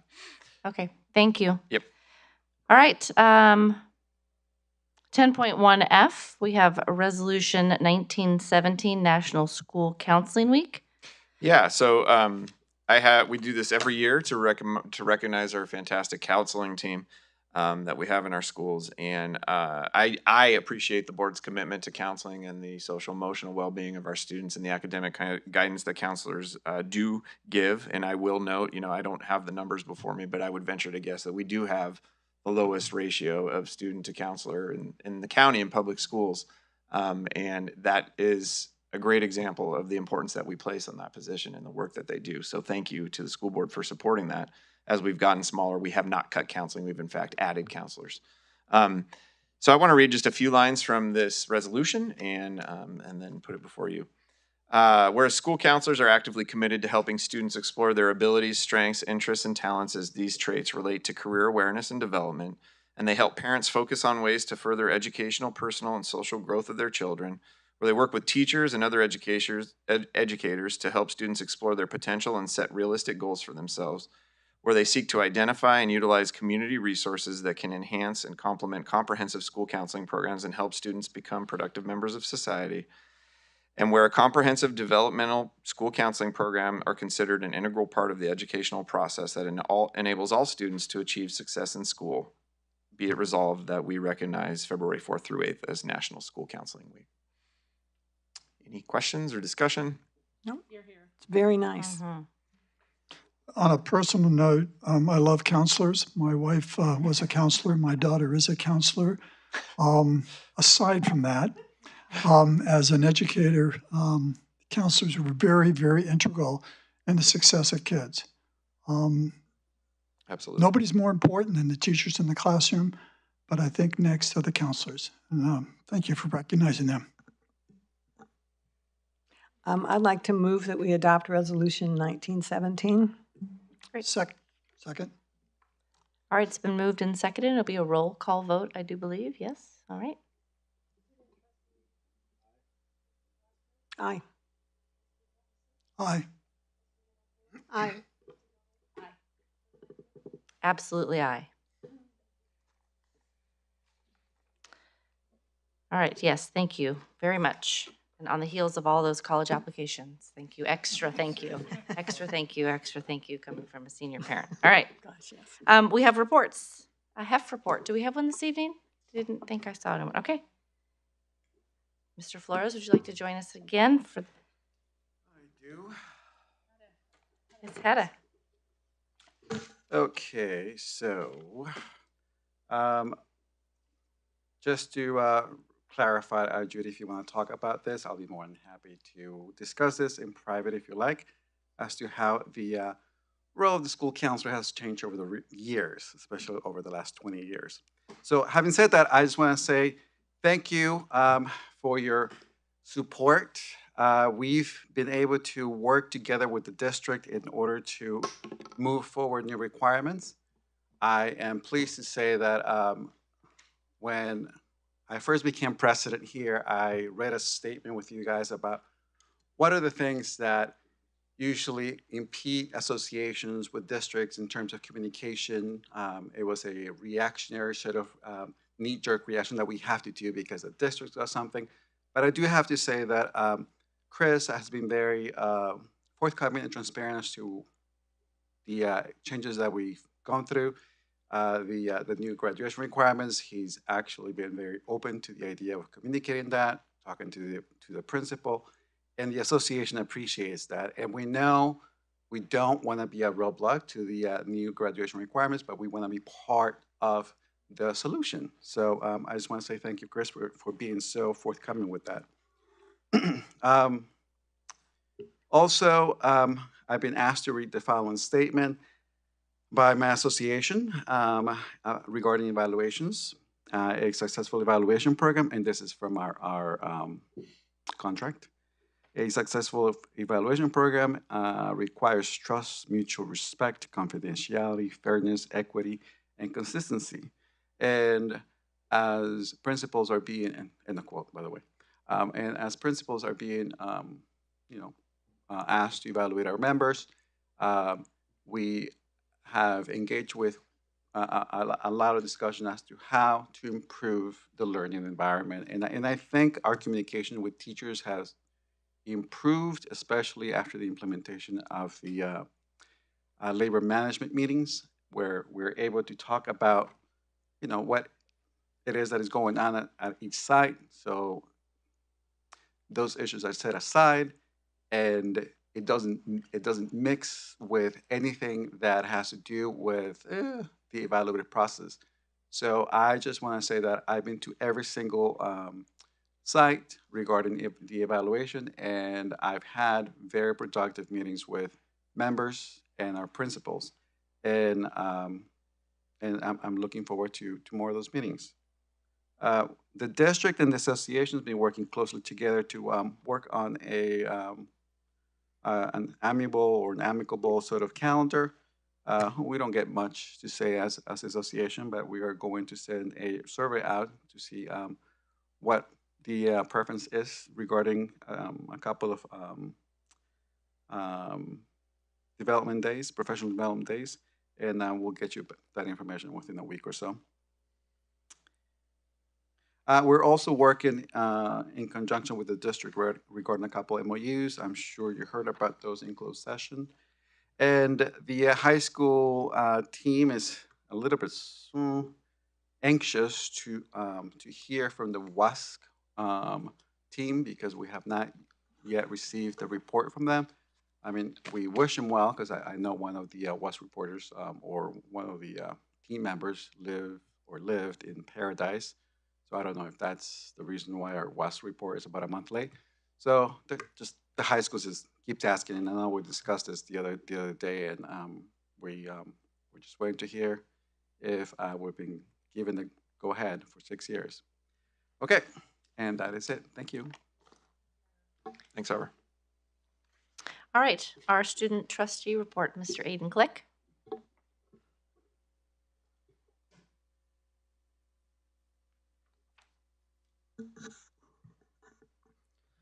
Good evening, fellow trustees and board members. My name is Aiden Click, and I'm here to deliver everyone another monthly student report. The last time we met, students were at the heart of their finals and getting ready for their winter break ahead. Now we are a week into school following our break, and our whole district is back hard at work. In sports, our winter sports teams are well into their seasons and battling in league. Our wrestling team has had a strong start to their league matches and lost by only 1 point to Mario Carrillo, one of the toughest teams they will be facing this year. Our boys basketball team is still going very strong with a record of 14-4 and currently second in league, right behind Rancho Cotati. Girls basketball team is 11-8 overall, and they won their annual Christmas Classic game over break. Our spring sports practices will begin at the end of this month.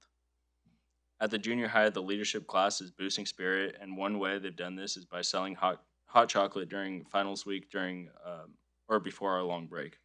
Following the break, the first week back from their special events committee put together a school-wide escape room during their Team HJH homerooms. All done for team building, the leadership class and Miss Mardell think it went really well and was a lot of fun. They are currently in the midst of planning the rest of their semester. Also, GSA, Gender and Sexuality Alliance, hosted a movie night before break showing Love, Simon that went well. At the high school, the leadership class is still hosting a coat drive that will end this month, located in the front office. The senior dinner dance is January 25th. Thank you, Jamie Kiff, for leading the the decorations committee, and Miss Anderson for the overall planning. Automotive class is actively planning their annual car show held on April 27th, and have many clubs already signed up for booths. Mark your calendars, as it is promised another great fundraiser, and it helps fund the automotive program. The Hounds Bark is looking to sell more subscriptions in order to help fund their student-ran paper. The cost is $35 a year. If interested in a subscription, you can either send a check address to the Hounds Bark to the high school office or drop it off in the office. Please title the envelope to Mr. Ojeda Jones, the advisor, if interested. Thank you. Thanks, Aiden. All right, we will recess to a 10-minute break, 8:10. We will start up again. Thank you.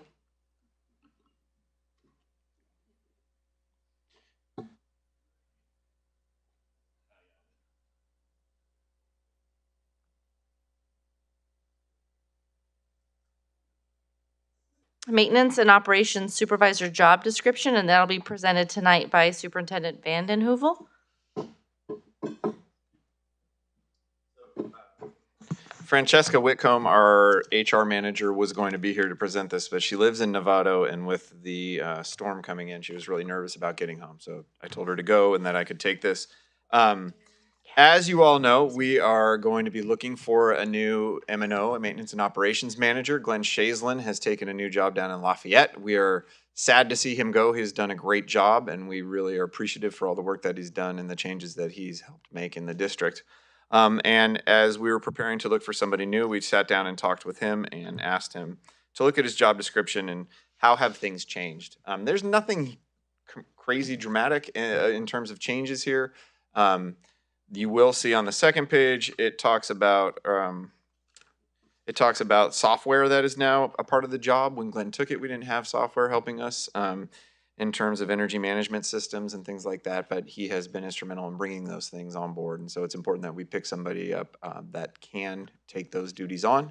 And then we always like to have in our job descriptions the proverbial other duties as assigned. That was not in the job description, so we need to make sure to put that in there. So any questions about this? This is a first read, and we will bring it back to you next month that pleases the board for action. Do you expect to have any challenges finding somebody with this broader scope of expertise? Because it seemed like Glenn was a little. It's always a challenge, honestly, to find someone to really fill the role well. Typically, you have people who have expertise in certain areas and less in others. We were very lucky with Glenn and the construction management that he brought. So we will see. We'll see what the job market bears and what we're able to find and attract. And if need be, we may be coming back with a different job description. Who knows? But hopefully, we will be able to fill it with one person who has that skill set. Steve doesn't want to hire two people to do that. Yeah. So when does Glenn leave again? I'm sorry. He is done at the end of January, so he'll be in Lafayette February 1st. And is our goal to have someone on board before he leaves? No. So we are gonna. We have, is it public yet, Steve, the interim position? Yeah, so we've named Rob Smith, the interim maintenance and operations director. He's been working alongside Glenn for some time now, has a lot of expertise. So he's going to fill the role in Glenn's absence in the short term, and we have a hiring schedule, hopefully by, we want the position to be out for about a month or so and then go through a process. And we're hopeful that by the beginning of March, we might have somebody. And if not, it might be, I have this feeling it's going to take longer than we think, that we might need to go out a couple times to really build a solid candidate pool. It's kind of a strange time to be going out to be looking for someone immediately. So thank you. I think it would also be difficult, just given the construction in the area. A lot of people that would be highly qualified that would be interested could make a lot more money out there building houses. Yes, absolutely. Okay, moving on. 10.3 school business board policy 5117 inter-district attendance. So we brought this up for discussion last month, just broaching the topic of shall we explore the possibility of opening the district up to inter-district transfers. And I do want to say, when we say opening the district, it is not as if we are just opening the doors and hundreds of kids are going to come in.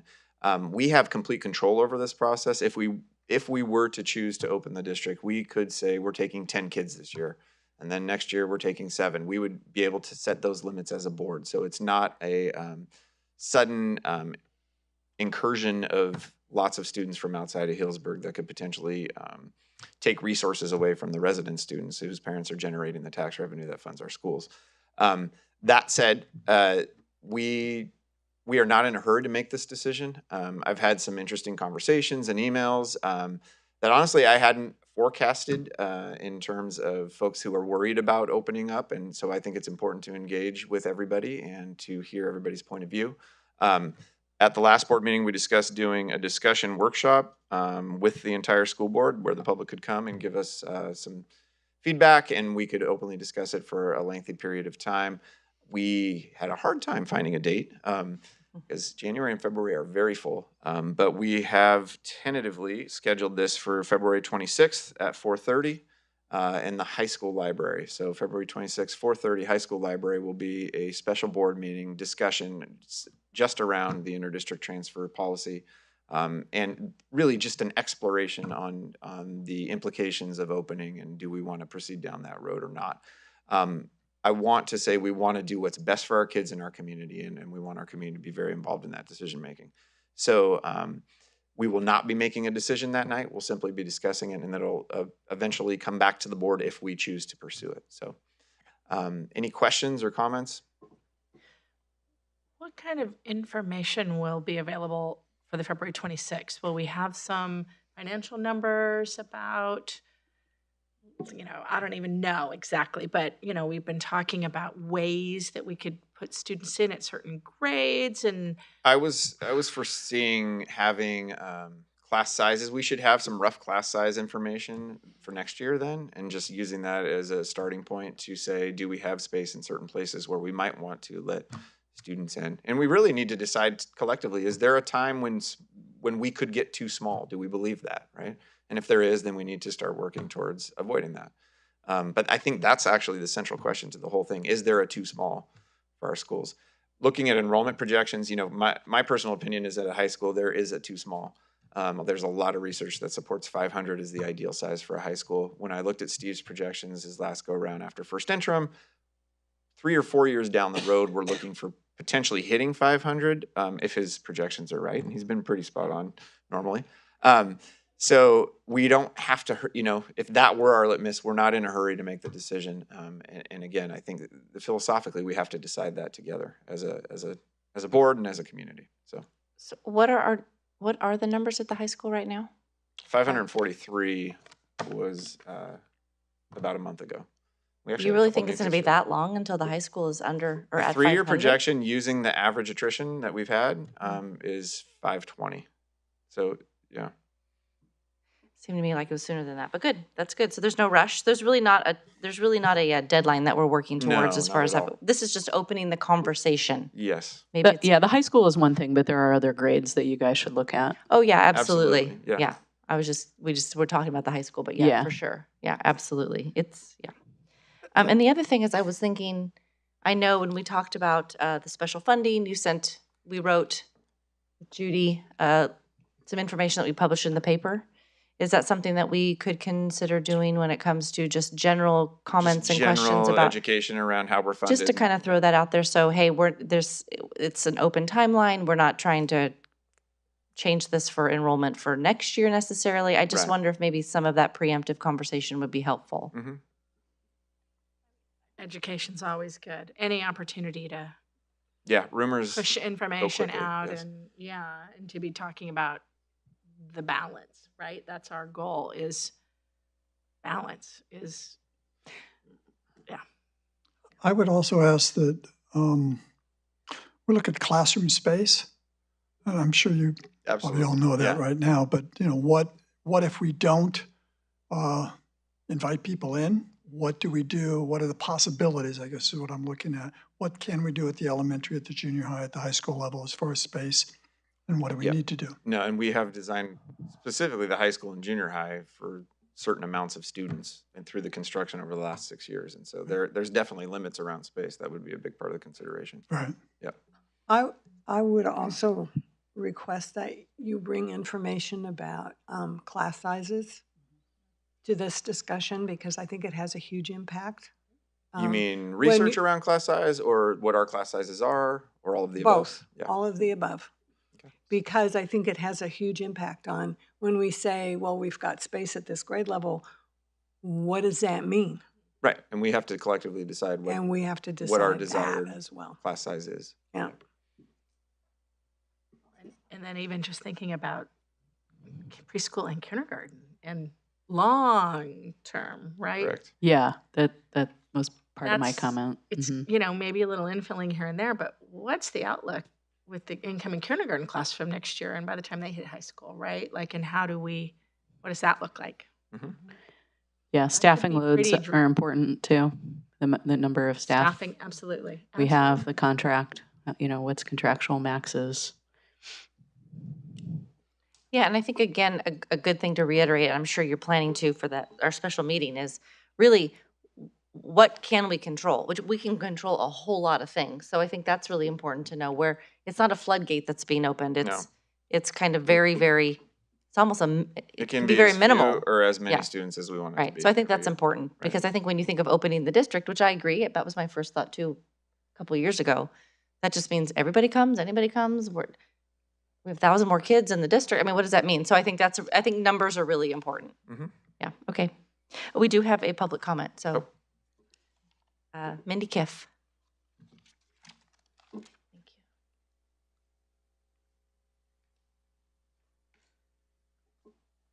Hello. Hello. So I sent you all a letter earlier this week, and I appreciate and want to thank you for the feedback I received on that so far, and look forward to meeting with Chris next week to discuss it a little bit more in depth. I don't know if you can answer a question here, being that this is an agenda item, but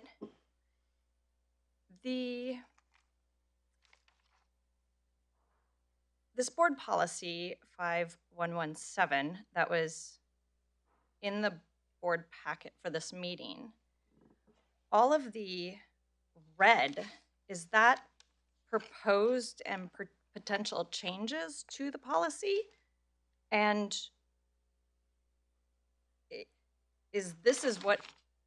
will this be voted on later, or will there be changes to this prior to it being voted on? Chris, do you want to comment? Can you? Do you want to? I can respond to you about her comment. Okay. Chris, I have a question about Mindy's question. When you're done.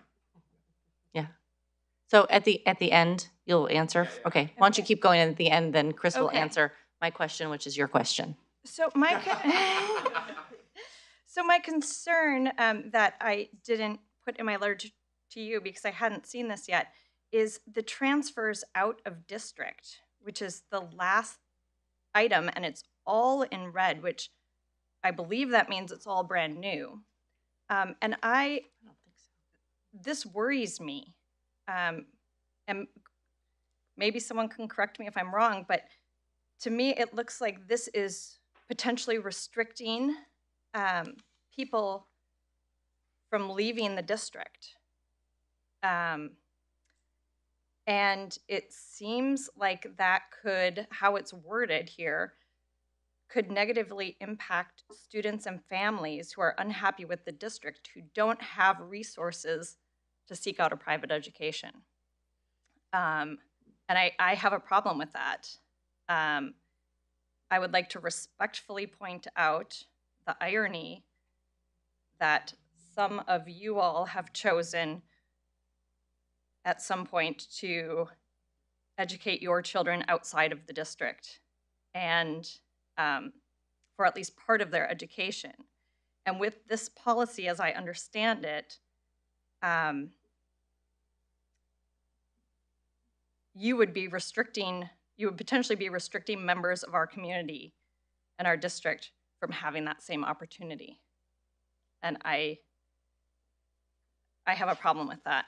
I think that instead of setting policy to force people to stay here, I'd like to urge the district to strive towards excellence in education and to continue working towards creating a district that makes people want to stay here. It's possible.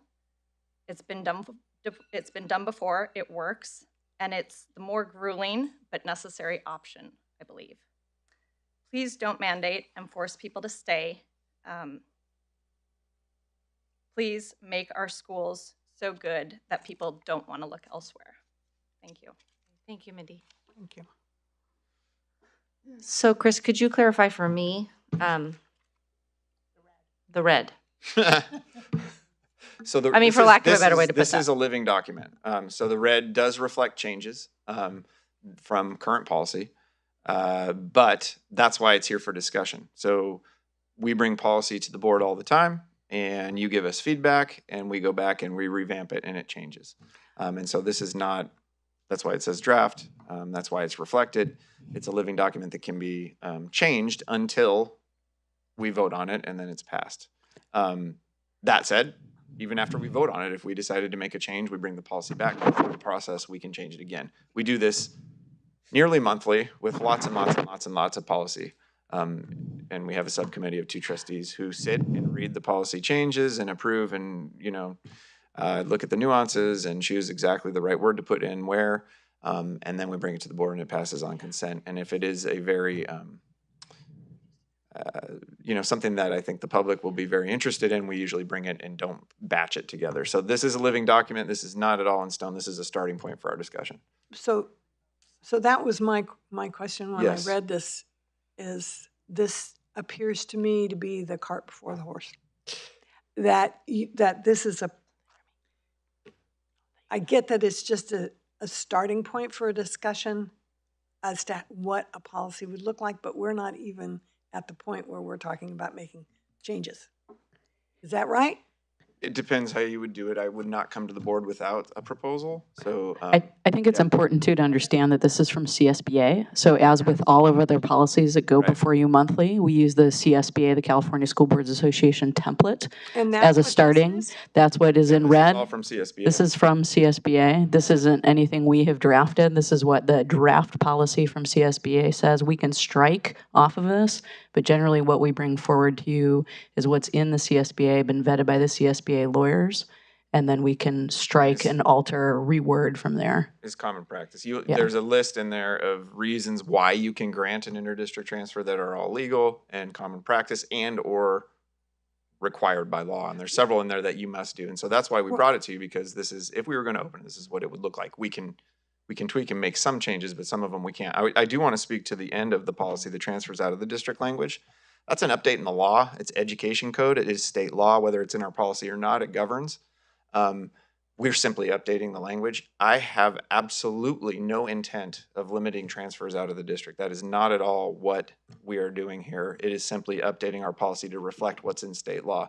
If there was a time when we wanted to make that change, it's in policy. I would bring it to the board before. It would be a big open conversation.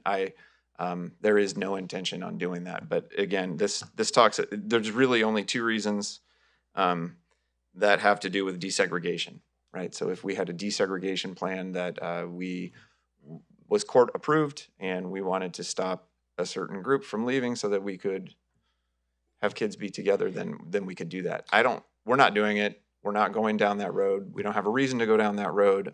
It is simply a legal update, and the ed code is cited. It is cited in the policy. So Number 1 talks about the number of students based on the district's average daily attendance. What is that number? It says only so many. 10% is the legal number. That if you have more than 10% of your students leaving, then you can take action. There are some local districts that are actually contemplating this, or maybe haven't even enacted. There are some that are doing this right now. But again, that is not what I am bringing forward. We are not going to do that. I believe parents have a choice to make where So they want. that's an optional, that's a choice. Right. It's not a Doesn't say mandate. we will, it says we may. Right. Yeah. So I'm still confused. Are you bringing this to us because it is part of the updates? Yes. This is not a policy directly related to us opening up the district to interdistrict transfers. We put language in there because so some of the language in red, right, the changes, is because we were contemplating opening up for district transfers. The part at the end that we were discussing about reasons why you couldn't is a policy update that I would have brought either way. Right. No, Yeah. okay, I understand Yeah. that. So I'm still saying we're not going to be acting on this policy Until we decide this is until where we we want to go. decide whether we're Correct. going to open up the Yeah, enrollment. but I wanted you to have a visual and an idea of what what the policy would look like as we contemplate it. Yeah. So. I get it. I mean, I know that it's practice in this district, in every district actually, where if you have to solicit a waiver to leave your district. Yeah, actually, I'll tell you right now, West Side School Districts, they are cleaning up their practices. They haven't been getting everybody to sign for a while. I've got lots of them coming across my desk. I approve every single one. right? And when there are issues that are identified, they have to give us a reason. And when there's issues that are identified, I follow up with the families. And so I signed a batch of I don't know how many yesterday. There is no conspiracy to stop folks from leaving Healdsburg. I can't say that. Yeah, parents will come in nervous about it, and we're always very, it's okay, it's Yeah. fine, it'll be signed, don't worry. We understand. Yeah. I did have a family member I had a little fun with and rejected it initially, but they know me. Yeah. I guess that does raise the question too, and I know this was brought to us collectively as when someone does come and want to leave the district, what conversation happens around that? So that might be something we could talk about in the future. It's a curiosity, what the reason is, because I think it speaks to probably concerns or thoughts in this room. Well, why do you leave? We would like to know why you leave. If you're leaving for dissatisfaction, it was a negative for some reason. And Could we there do is something about that? typically a conversation that happens with the site principal or with me. If it's a current student whose family has chosen to leave, there's usually some follow-up, so we have an idea of, it's sort of an exit interview, just what's going on, Right. what could we do differently kind of thing. So. Right. Okay, we do have another public comment. Thank you for answering my question. Yes, thank you. Is it Aaron Myers? Aaron? I thought that was it, but I thought that was you. I just wasn't sure.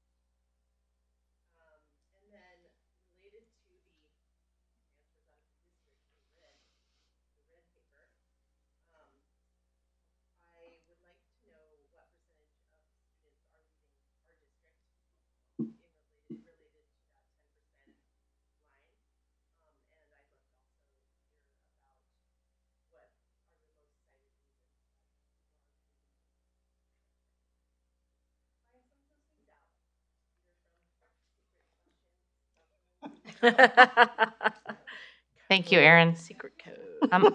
I might suggest, I don't know, Chris, if it's something that you want to bring to our general session, our special board meeting, our special board meeting, or if you'd like to ask Aaron to speak with you additionally, I think that's good information for all of us. Bring it. Yeah, that was all information that I'd be planning on bringing in. Perfect. We could do some work around the reasons. I don't know that we've tabulated them why they leave, but certainly we have the numbers, and I was planning on bringing the class size numbers and what we need to maintain, et cetera. So Perfect. So that'll be our carrot for you, Aaron, to come to the meeting. We're not going to serve food, but we'll serve numbers. All right. Thank you both very much for your public comments. Anybody else have anything on that agenda item before we move on? Okay, you're still up. So Superintendent Vanden Heuvel, we're at 10.3 B.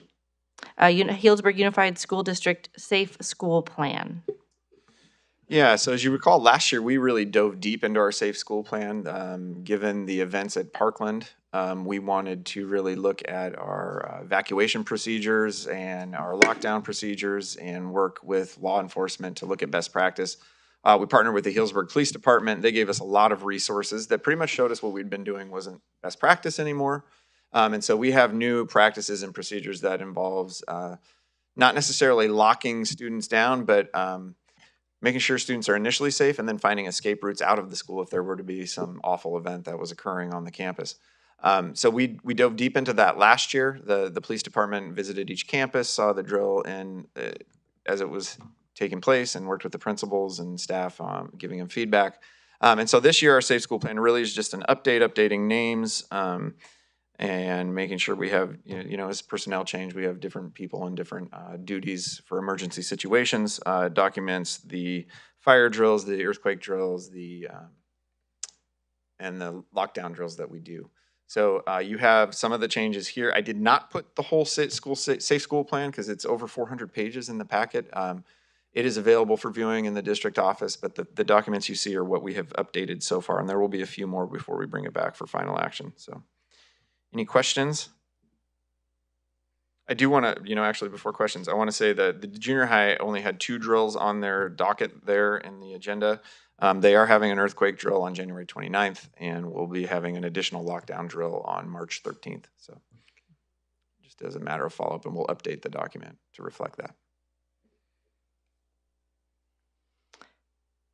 Okay, thank you. I believe we have another public comment on this. Erin Myers. Hi, sorry, I know it's late.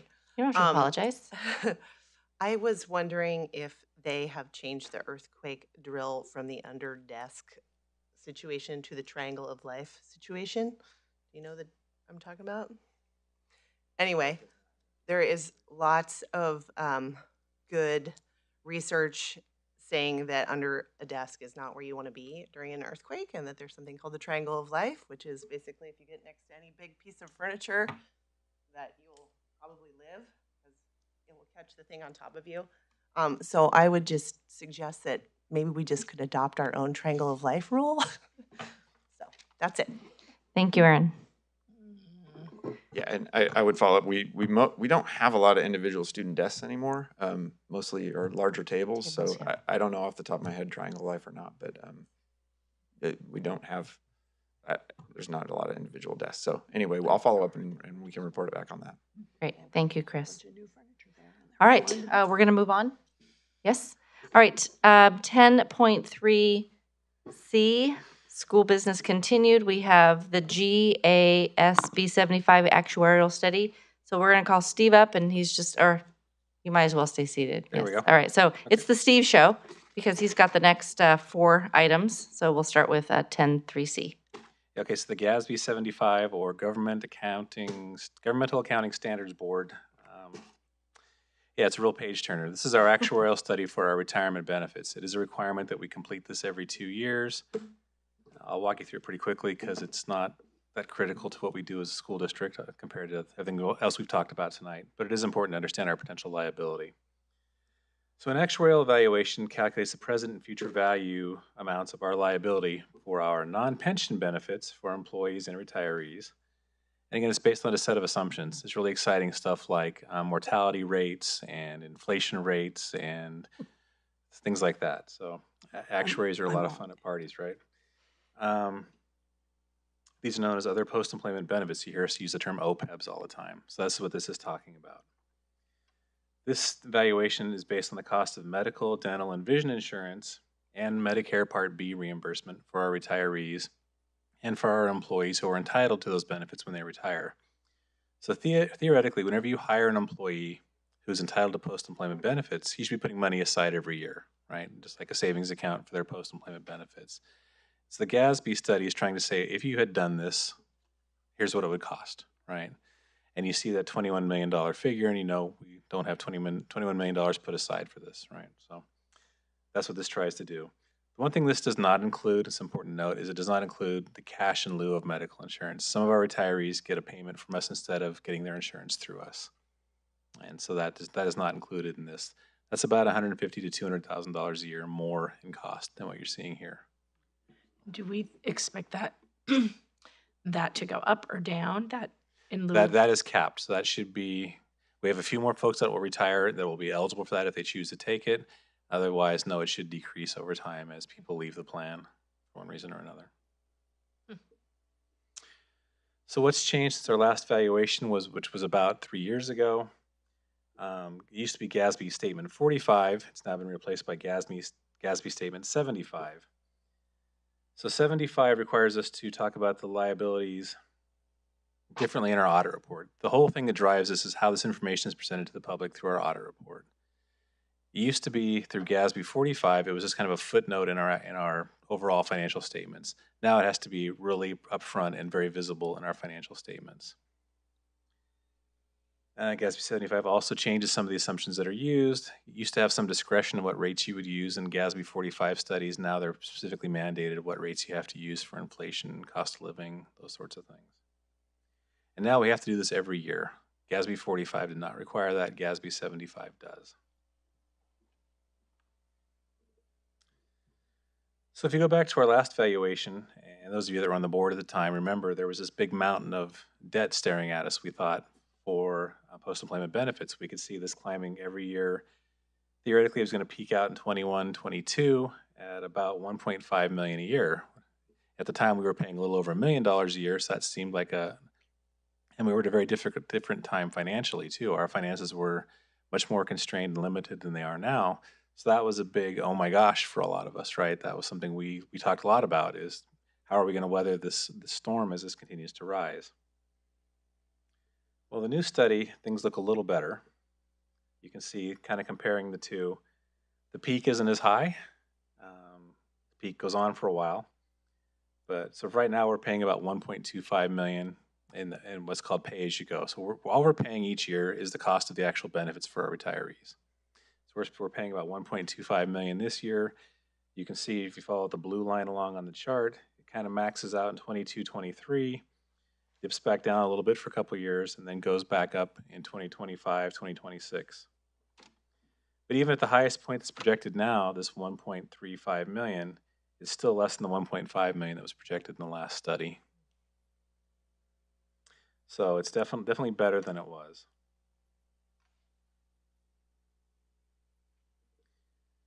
So why are the new projections lower? Well, some of it is different assumptions. The cost of insurance in some cases has not climbed as aggressively as they'd projected a few years ago.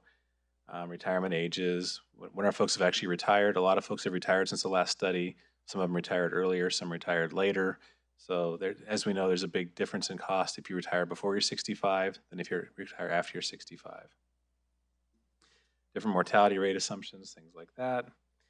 And the pool of eligible employees has also changed. Some folks have left the district who were entitled to OPEBs, some have surrendered their OPEBs, and some have retired. So just that pool has changed. We'll do the study again in 2 years. The numbers will look different again, right? So what does this all mean?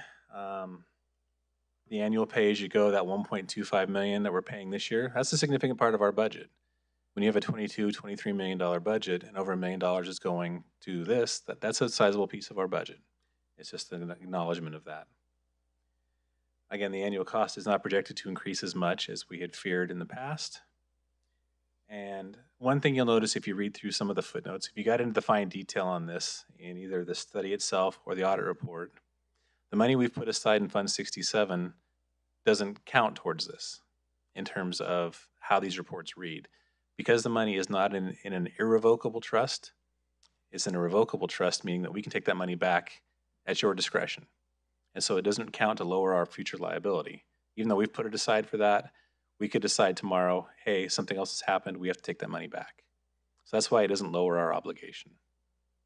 But we still know it's there to help with that obligation. So based on this new study, I asked the actuary what this really meant for us, and he said, well, based on this, there is not a new compelling reason to put more money aside. There's still a compelling reason that you do still have this debt climbing, but it's not maybe as urgent as it might have been once upon a time. But his exact words are, it's not as compelling to keep putting it aside, but there's no compelling reason to not put money aside either. So it's kind of your discretion. Given that we're still 7 to 8 years away from that ultimate peak, I think we are prudent to keep putting some money aside when we have some one-time funds that we can do that with. I think it's still climbing, right? And I think at some point in the next couple of years, we'll start talking about a threshold. We might start to say, hey, if we spend more than $1.3 million in a year on these pay-as-you-go, let's take that difference, whatever more we pay, take that out of Fund 67, kind of cap what we're paying out of the general fund for this. But we don't have to have those conversations yet. That's where this is going to head ultimately. Because that money we have put aside is to help with those peaks, right? It's trying to help smooth that curve so we don't have to all of a sudden say, gee, we can't buy Chromebooks this year because we have more OPEB costs to pay. We don't want to get in that situation. I ask a question. So as the increase goes up, is that due to more participants or increase in cost? Yes, yes, because we still have like 26 to I think 30 certificated employees that will retire with post-employment benefits. So the pool is still growing, and costs are still rising. Okay. And Steve, the 21 million total number that was in here. Yep. How far out does that go? How many years is that? That kind of goes back to, looks at the hire date of each person in the pool. Right. If we had put money aside each year based on what we assume their costs are going to, they go through person by person looking at Literally. hire date, birth date, hire date, and expected then actuary. expected date of no longer being with us, Exactly. right? And it's trying to figure out what's that going to cost the district over that span. And that's what we should be putting away each year. And I didn't see, maybe it was in there because there were a lot of numbers, but did it have a end date that they are? No, they only have to go proposing? out. No, It's just $21 million over some length of time, right through the whatever. which is all subject to change anyway every year. Yeah, I think 27, 28 is as far as they went out with the purpose of the study. 27, 28. So, But that's certainly it's not still 10 years. 21 million. No, I think that's, if we had put away money That's aside 10 for all years. those, that's what we should be Oh, spending. that was from the beginning? Yeah. So theoretically, when we hired teacher X at 26 years of age, we should have put $10,000 away every year Right. for their future, post-employment benefits kind of thing. Okay. And you do that for enough employees, it adds up to be $21 million. And again, for clarification, probably for the public who may or may not be watching it I guess it doesn't matter, it's streamed. At this point, new employees coming in no longer get post-employment benefits. Correct. Those are negotiated out of the contracts for the last 10 years or so. Caps are put in place, and then at some point, nobody hired since like 2006, I think, is actually eligible for any post-employment benefits. And so way back when, it was full benefits for life, then it was until 65. Correct. And then nothing. And now it's nothing. Nothing Post-retirement, Post-employment. Yep. Thank Yeah, no, good question, yeah. And there's all sorts of different tiers throughout all of our contracts over time, so it's a little bit fun trying to explain this to an actuary of who gets what when, but we got through it, so. So again, this is just a report. You do need to accept it. I'd be happy to provide more detail if you like. But so a big piece of this is if you got through the entire audit report, you'll see there are several new pages in the audit report that refer back to this study, right? In fact, that's why we're late getting the audit report to you by a month, is because we had to get the actuarial study finished as well. And it's unfortunate that the government standards for audit reports have changed to the point now where there are 10, 15, 18 pages in the audit report talking just about these kind of post-employment liabilities, to where that report to me isn't very readable anymore.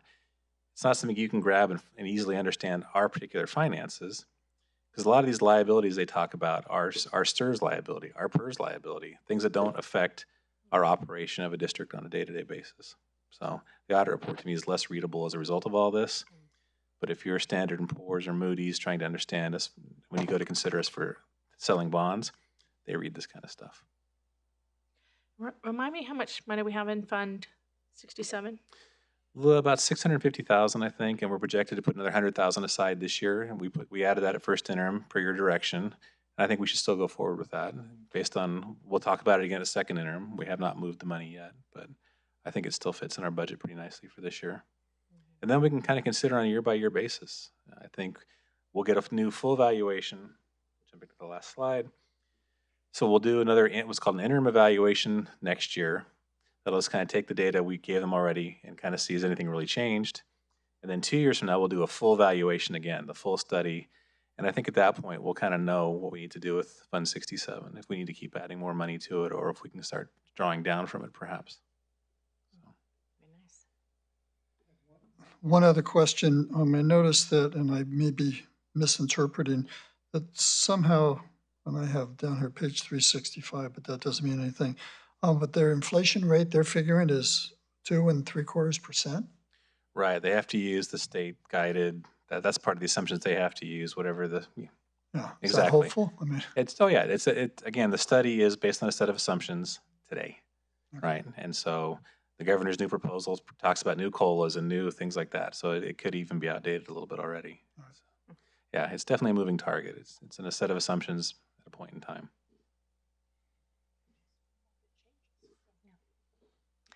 Okay, I'd like to ask for a motion to approve the GASB 75 actuarial study. Do I have a second? Any further discussion? All right, all in favor, say aye. Aye. All right, and I'm aye, so that passes. Thank you, Steve. D, a notice of completion for the Healdsburg High School Track and Field Modernization Project. Right, so that project is done. This starts like a 45-day window for any claims and things to be set up against the project. We have not finalized the change orders for the project. We'll bring those to you hopefully next month. They're still trying to find $700 between Tenea and the contractor. They're still off $700 somewhere, but it will be actually deductive change order for this project. We spent less than we thought we would, so that should be good news. I don't see that swinging the other way. So anyway, this is just the notice of completion because the project is done. Kids are out playing soccer. Track practice starts in a week and a half. Definitely a good thing. So I would just like to say it looks great. I drive by there every day. Congratulations to you and almost former head of M&O, Glenn Slasian, for doing such a great job on it. Quick question though, on the budget. What was it budgeted? What was the estimated cost? And then finally, what was the final numbers that came in? I don't have those with me. We'll bring those all to you next month as part of the change order. We'll go through the full recap. Great, thank great you. question, yeah. But it was a savings on the net. So. We came under. Yeah. Okay, Yeah, perfect. substantially under, I think. Mm-hmm.